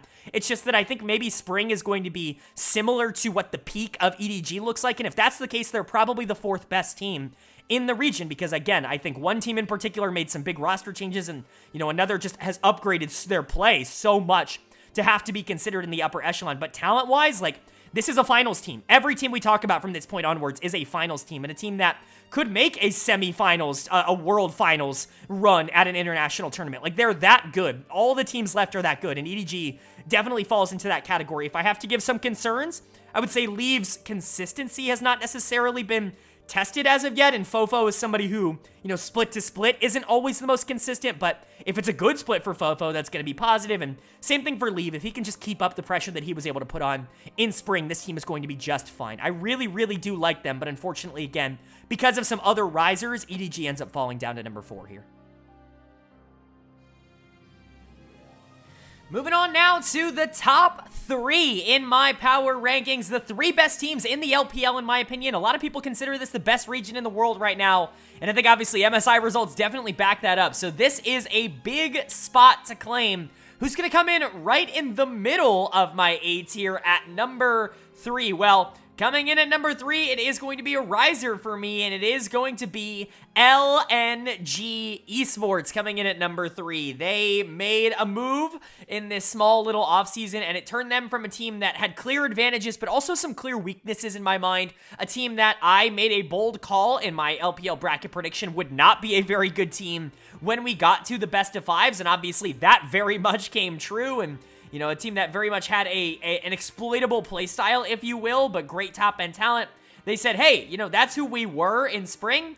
What if we just completely patched up that problem and made ourselves one of the scariest teams in the entire world? And that's exactly what they did this offseason. You are pairing an MVP, one of the best junglers in the world, and one of the best bot laners in the world now all together. And it's a terrifying prospect, so let's go ahead and go over it. Their lineup is looking like Zika in the top lane, Tarzan in the jungle, Scout in the mid lane, Gala at AD carry, and Hang at support. Wow, I mean, unbelievable roster here on paper. When you were looking at this roster going into Spring, you saw a couple of worries. Obviously, Tarzan and Scout were not going to be a concern for you as an LNG fan, and even saying that going into the split, they were even better than I think a lot of people could have expected, but Zika and LP were the 2 big question marks for this team going into Spring Split. Was Zika going to be able to transition to being a top-tier top laner, having never played on a team that was all that competitive up until this point in the LPL? And was LP somebody who really had never gotten a fair shake of things at the LPL level? Was he going to be able to, step into a team that had top of the league aspirations, a team that wanted to make MSI, and was he going to be able to perform up till that point as a rookie? And, one of those things I do think came true, and LP wasn't bad, but Zika was really good, and that's where we're going to start. He was an all-pro caliber top laner in Spring. I don't know how much I necessarily project that into the future, not because I think he's a bad player, but just because, like, when you look at the players that I put above him, I would expect a player like Shanji to just be a little bit more high upside, I guess you could say. Like, I think that the potential of Shanji is just a little bit more, and I would expect Shanji to be able to play higher, but we're nitpicking, right? Like, Zika's a really good player, a pseudo all-pro caliber top laner, and to be able to have gotten him, from an Invictus Gaming team that really had never done anything with him up until that point in his career was a great, great gain. He was really good over the course of Spring Split. If you get even remotely a similar performance from him in Summer, that's going to be a massive W for LNG, because now when you're looking at, the player equity on this team and kind of the history of what to expect from the names on this team, he's the unproven one. And with how good he was in Spring, if he can repeat that in Summer and he's the one who's supposed to be relatively unproven, like, that's going to bode really, really well for this LNG team. And so you just want a relatively repeat performance from him, and I don't think he's really all that, far off from just being that every single split now. And then, of course, you've got Tarzan and Scout. I'll talk about Tarzan first. Was arguably the best jungler in the league in Spring. I think, obviously, Jeje was the other one that kind of has to come to mind. Kanavi was also really good, but he just didn't get a lot of shine for JDG in the regular season, but Tarzan was fantastic. This is a player who has consistently looked like one of the best in the entire league so long as he mixes well, I should say. He doesn't clash with his teammates, with the players that are around him. Really, the only year where he didn't look like a superstar was 2022 when he played with Doenby, and it just didn't feel like those styles meshed all that well. Tarzan, a more supportive style jungler, Doenby, a more supportive style mid laner, just not necessarily mixing together all that well, but you put Tarzan with someone like Scout in the mid lane who is more than happy to play control mages and scale into the late game and carry you, like that's gonna make Tarzan look like $1 million. This dude plays, engaged tanks better than any other jungler in the entire world. Like, that's just what he does. It's what he has always done. He's an incredibly versatile player that I think you can rank up against basically anybody, and he is going to be a problem. And that's what he has been his entire career, and I think that was only exemplified in summer. He continues to be one of the best junglers on the planet. And then there's Scout, a player who, honestly, like, I was a little bit lower on than consensus, basically throughout his entire career. Not that I didn't think that he was a really good player, a key piece to those Edward Gaming teams that ended up being super important. Obviously, winning a world championship and being finals MVP is a pretty important accomplishment, but I never saw him as like a top 1, 2, 3, 4 mid laner in the world, right? He wasn't in that same conversation to me with players like Knight and Chovy and, Faker and that conversation. He was just never in that for me, but he was the MVP of Spring Split for me. He was the single best player and the most valuable player to his team in the LPL in 2023 so far, and for me, he's going to come in as the number 2 mid laner because of that. Obviously, we'll get to number 1 later. It's not going to surprise anybody who follows the channel, but Scout's really freaking good. If you're not buying into him now, then there's really nothing else to say. He just had a career year going to a brand new organization that really hasn't had a ton of success when it comes to the mid laners that they end up bringing in. And so really impressive stuff from Scout. The most impressive thing is just how well Tarzan and Scout work together as a duo. They are arguably the most cohesive duo in the entire world. Obviously, I would consider Peanut and Chovy to be kind of the cream of the crop when it comes to working together and, being a duo, but Tarzan and Scout are right there just in terms of being able to elevate how much both of them are able to play because of how they play together, and it's a lot of fun to watch. They are elite, and those two as a duo basically make you a top 3 to 4 team by themselves. Like, that's how good they are, but the problem in spring was not that those two weren't holding up their end of the bargain. The problem was that those two were the only two holding up their end of the bargain, that teams, by the time they got to best of 5s and into the playoffs, realized that if they could attack everybody else on the team, if they could attack bot lane, if they could attack top lane, mostly bot lane, that it didn't really matter how ahead jungle mid got. They had players that were going to be stable enough to survive those laning phases, and their, bot lane in particular could get ahead. That's what happened against OMG. That was a massive problem in that series, and they ended up going out without winning a single playoff series in spring, despite having Tarzan and Scout arguably 2 of the best performing players in the entire league. So what do they do to try and quell that problem? Well, they only go and get Gala to play the AD carry for them. I mean, what an unfair pickup this is that immediately turns this into like a super team. And there really is no other way to put it. Gala is a top, 3 to 5 AD carry in the world, somewhere in that area. I have him as the number 2 AD carry in the LPL. He's just sensational. I've talked about this a lot on the channel. I'm usually either higher or lower than consensus on a lot of these players. Usually I disagree at some level with how these players are viewed. Like, for Scout, like with Scout, for instance, I was a bit lower, and now I feel like I'm a little bit higher. I see some upside in him. It never really feels like I'm bang on. The only player that I've, consistently been bang on with, everybody else who talks about him is Gala, because he's a fantastic AD carry. He does every part of the game really well, and he can win you games by himself. He's not the most, explosive. He's not the bravest, but nobody's asking him to be that, right? He's not ruler. He's not the number 1 AD carry in the world, but he's going to be a top 5 AD carry for as long as he wants to be, and that's kind of just where he is at now. Add that onto a team with Tarzan and Scout playing as well as they have, with Zika, who is really, really good in the spring split, and with a player like Hang, who has won in the past with good teams. This is a scary, scary team. This is a super team. There really is no other way to put it. This reminds me so much of last year's JD Gaming team, if I'm being entirely honest, except they've got a better bot laner. It is terrifying how good this could end up being. Obviously, we'll talk about Hang a bit as well.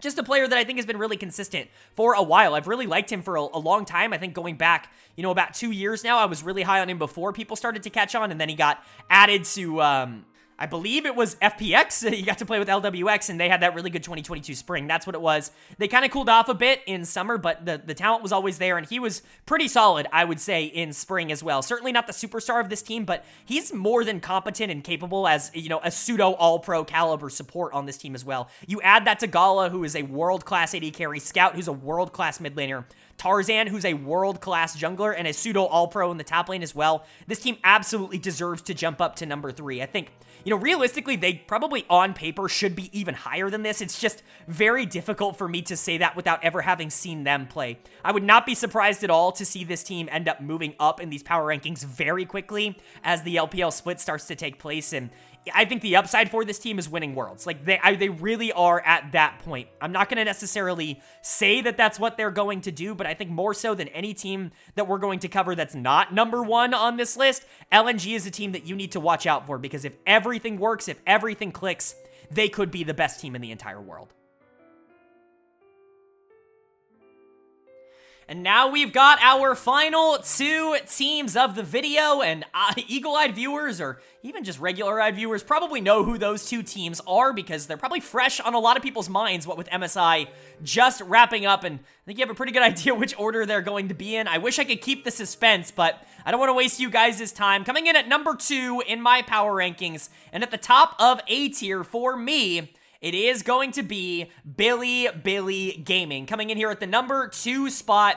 And honestly, I just want to take a small step back for a second at the beginning of this and just kind of talk about how awesome it is that we get to talk about this organization like this after years of trying. Like, they have tried so many times to build a team that can compete at the highest level, and they have failed almost every time. It honestly felt like this org was cursed for so long, whether it be the days of bringing in, you know, Meteor and Fofo to try to work together, or last year when, you know, they spent really big trying to get this big super team together and it just didn't work out at all, to finally being able to get the pieces correct here in 2023. It's certainly been an arc with this Billy Gaming organization, but, you know, they got there in the end, and that's all that really matters. They went on that miracle run at MSI to be able to get into the finals. Obviously, they weren't able to take care of business in the finals, but they beat the 2 best teams in Korea at MSI, and that's a pretty damn good feat. And honestly, that feat is the reason they're coming in here at number 2. As much as I like this roster, it's what they've proven on the international stage that gives me confidence that they'll be able to live up to this expectation. So let's go ahead and talk about what their roster is looking like.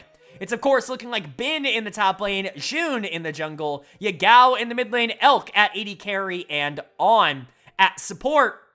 Just a lot of good to talk about with this roster. Some, you know, up and down pieces, which you might not expect at this number 2 spot, especially considering how I've talked about EDG and LNG. And honestly, I'm going to give you a small spoiler alert. BLG came in 4th in terms of my true talent rankings.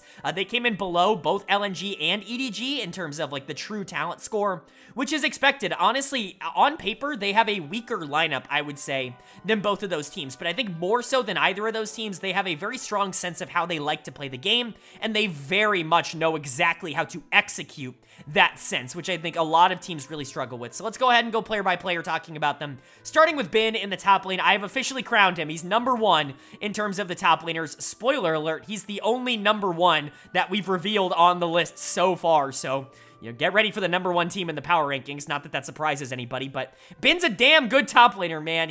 There aren't a lot of top laners in the world that can carry quite like Bin can at a consistent level. Like, you can talk about players like Zeus, you can talk about a player like 369, you can talk about a player like Keen over in the LCK. Like, those are the best top laners in the world, but even then, like, if I need a top laner to just win me lane and side lane or team fight and win me the game, like, I know that I'm going to have scrubs elsewhere on the map, I'm picking Bin over everybody. Like, that's where I'm at. His carry instincts are just phenomenal. He steps up when it matters the most. He's always been better in best of 5s than he has been in best of 3s, and that's a hugely impressive trait for a top laner. He's just incredibly good. Now, obviously, he can be a little bit inconsistent at times, but you're going to take that. I mean, the positives that Bin gives you are well worth any negative that he would give you, which really even isn't that much. He is one of, if not the single best top laner in the entire world, and he absolutely deserves this number 1 ranking.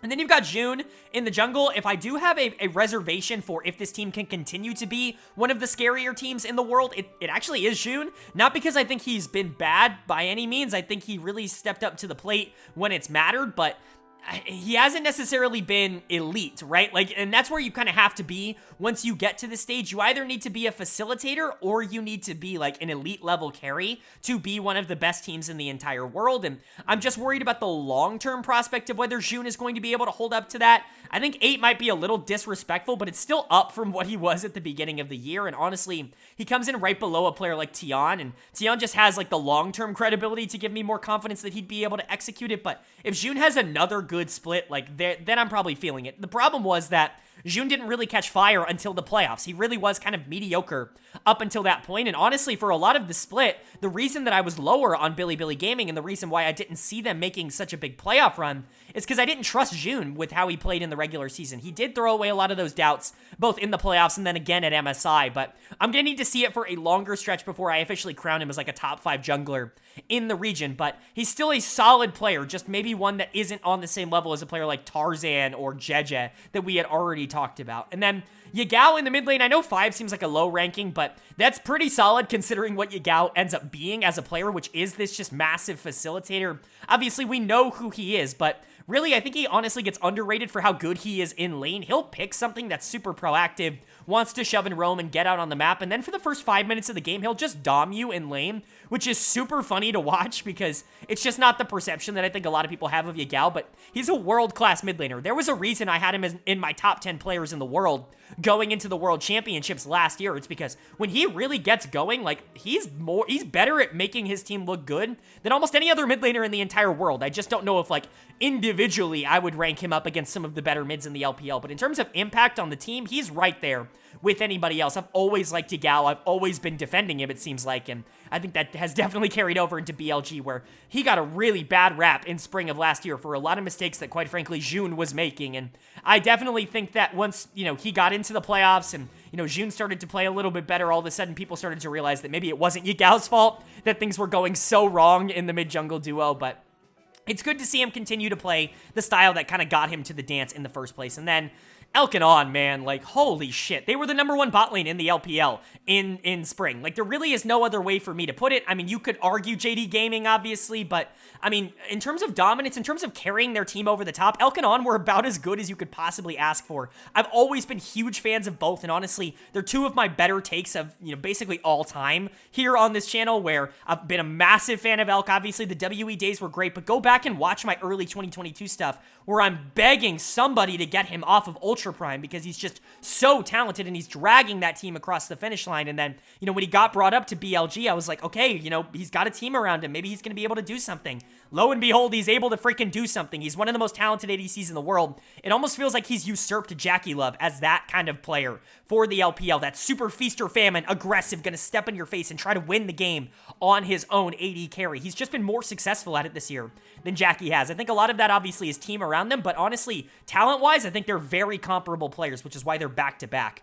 on this list. And then on at the support position, honestly, this is a better call than Elk. Like, as good as the Elk call is, and as much as I've been hyping up Elk, there are other analysts out there that I think have been, talking highly about him. There is no one on the planet that speaks as highly of On as I do, and has been doing it for as long as I have. I thought he was a top 2 to 3 support in the LPL last year, just purely based on the impact that he had on the game. Him and Huanfeng were a very scary duo, and they were the reason Weibo was as scary as they were in the regular season. And then you put him on this team that is so aggro. You look at players like Bin and Elk and June, like, they want to push forward. On is right in his comfort zone. I think a lot of people have learned what he is. I've been calling him a juiced up Hillisang for years, and, I think people have kind of caught on to that comparison, but he's more than that as well. He's not just going out there and making plays to make plays. He's a great laner, and he's a great trader in the early game. He's someone who can actively win laning phases basically from 3 minutes, just purely by being better positioned and winning early trades, because he's just so adept at them. He beats the best players in the world consistently early on in laning phases. It's incredibly impressive stuff, and I'm finally glad to say that he's getting the recognition that he deserved at MSI, where he really was heralded as one of the best supports in the world. And I hate to say it, but he's been there a lot longer than people think, and that's definitely one of my biggest wins, I would say, as an analyst. But overall, you basically just put a big collection of players that I like together. I do have concerns. Again, June is maybe in the market for some regression from what he was in spring. I could definitely see that happening, and we have to remember, it wasn't all sunshine and rainbows for this team in the regular season. They went on a massive playoff run, and they were great at MSI, but before that, they were really struggling. They found their footing towards the back half of the regular season, but at a time, it looked like they weren't even like a top 6 team in the LPL, and so, you know, there is some fear of inconsistency with this team, but if you get Bin and Elk to be those 2 carries that they were throughout basically the entirety of MSI, like, there's going to be very few teams in the league that can actually compete with that. I see their floor as low as something like 4 or 5, and their ceiling as high as probably number 2. Number 1's a little bit rich for me in terms of upside, but this team is just super fun to watch, and I think it would be a disservice to rank them anywhere other than the penultimate spot. And that's going to go ahead and bring us to our final team of the video, my number 1 team in the power rankings, and spoiler alert, my only team in S tier in the LPL. That's genuinely how different I think of them, and they're going to be the only team in S tier in any region in the world. They are dominant, they are loaded, they have a super team, they have clicked together, their styles work, there's just no weakness in sight for what this team can do. Coming in at number 1, and in my S tier, I have JD Gaming. I mean, come on. Like, did you come into this video expecting anything else? Like, if I would say anything else, it would be for clicks. Like, it's lying. Because right now, if you're looking at the LPL, if you're looking at League of Legends, and you're not seeing JDG as the clear best team in the world, like, I just don't know what to tell you. They have proven it over and over and over. They have the most wins in under 22 minutes of any team in any major region in the world. They crushed MSI, only really facing a challenge from T1, but being able to rise above it, and then kind of crushing BLG in the finals, and everybody else kind of stumbling at a different roadblock. This team never once left number 1 in my power rankings throughout the entirety of Spring Split, and they basically coasted their way to an LPL like championship in spring. There's just nothing else I can say. This is the best team in the world, and their roster shows it. Their roster, by the way, is looking like 369 in the top lane, Kanavi in the jungle, Knight in the mid lane, Ruler at 80 carry, and Missing at support. Come on, man. Like, they're all the best players in the world in their roles. Like, Knight and Ruler in particular as a carry duo, it's just untouchable. There is no team in the world that comes remotely close to the skill level of the duo of Knight and Ruler. And then you add in Kanavi? Like, are you kidding me? And then 369, arguably the most stable weak side top laner in the world. And then Missing, who has, like, slowly emerged as, like, probably the second best support in the entire world. Like, how is it fair to have a team like this? It really just isn't. These are almost the exact same things that I was saying at the beginning of the split. In spring, I was like, oh my god, on paper, they're just broken. Nobody's going to be able to compete with them. And the part that makes me mad is that I was right, is that we were all right, that on paper, this team is broken because this team is broken. So I guess I'll quickly go down it, but you guys probably already know what this JDG team has in store and has to offer. I'm probably not going to break your minds by showing you what the champions of MSI and the LPL are, but 369, like I said, is arguably the best weak side top lane player in the entire world, and that's not even adding in the fact that he's super good in team fights. Like, he is a carry in team fights. He's someone who is going to consistently set his team up to succeed, no matter what is happening earlier in the game. The team could be down 5k gold, and 369 is still going to make an awesome play to be able to allow the rest of his teammates to kind of survive. And if you give him a 1v1 in a top lane, like, he's probably going to win that too. And that's your weak side. Like, that's the side you're not going to invest in.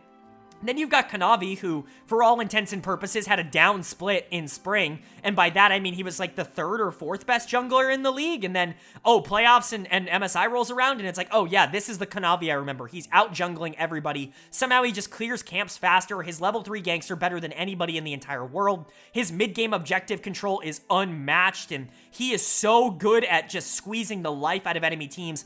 What he does better than almost any jungler in the world is not allow the enemy to play from behind. Like, he makes it his mission to say, like, oh, you as the enemy jungler are losing right now? Well, I'm going to make it worse. Like, I'm going to make your life even more hell. And he just does that better than almost anybody in the world. Super fun to watch. It's freaking Knight in the mid lane. I mean, like, if you watch my channel, you know how vindicating MSI felt for me in terms of Knight's, like, big coming out party on the international stage, because I have been just screaming his name from the top of my lungs for what it feels like 5 years at this point, like legitimately like half a decade at this point, because he's been the best mid laner in the LPL for three of those years, and it's not even really been all that close. He was the unanimous MVP for me last year, ends up getting snubbed in favor of his own jungle, and then people blame him at Worlds for them not being able to get out of groups when his top and jungle both just completely int their faces off, and then now he finally gets a team around him that is going to allow him to play the style. And what does he do? He wins MSI Finals MVP. This is the dude. In 3-4 years, we're going to be talking about Knight in a similar way that we talk about Chovy and Faker as one of the greatest of all time. Like, that's where Knight is at. And then, speaking of greatest of all time, probably the greatest AD carry of all time, Ruler is on this team. Adding him in the offseason was legitimately an unfair addition. Not only are you gaining Knight, not only are you gaining, like, the power that comes with that, but you're gaining Ruler in the bot lane as well. Like I said, in my opinion, the greatest AD carry to ever play League of Legends. He has proven that at every moment now. Not only has he won the LCK numerous times, he's won Worlds with Samsung Galaxy. He's now won MSI with JD Gaming. There was nothing that he hasn't done. He's won the LPL. Like, name me an award that Ruler has yet to win. He finished top 3 in MVP voting for me in spring. The dude is elite, and he's elite at every part of the game. He will destroy you in lane. He is fantastic in the mid game. He's the best mid-game AD carry ever, and it's not even all that close. He's always been the best mid-game AD carry, as long as he's been playing pro. And it's not like his late game team fighting is bad by any means. It's still super elite. And then you pair that with Missing, who can just do everything on the Rift, enchanters, engagers, it doesn't matter. Like, where do you beat this team? I just don't understand. You have to hope that they get in their own head, that they get, under themselves, that they trip under their own weight. Because I really don't think that there's going to be a team in the world that's going to be able to outclass and outskill this JD Gaming team. The entire world meta is going to be centered around how do you beat this super team. And honestly, I think it's going to be really interesting. Nobody has ever done the golden road before, but if one team was ever on the path and, had the signs to be able to do it, to me, 2023 JD Gaming could absolutely be that team.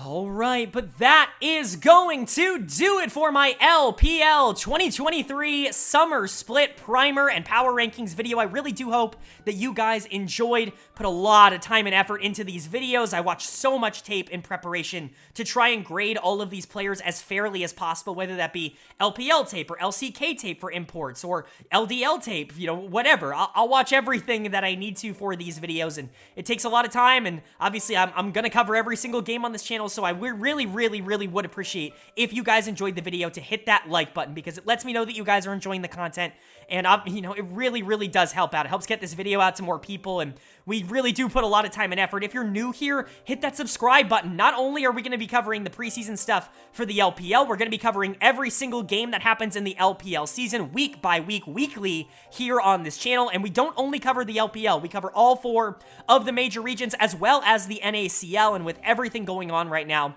it's bound to be a very interesting summer split. I highly recommend, if you're interested in comprehensive LoL esports weekly coverage on every region, you hit that subscribe button, you hit that bell, because this is the place for it. But again, thank you guys so much. I'm really appreciative that I can make these videos in the first place, but with all that being said, I hope you all are having a great day. I hope you continue to have a great day, and I will see you all later.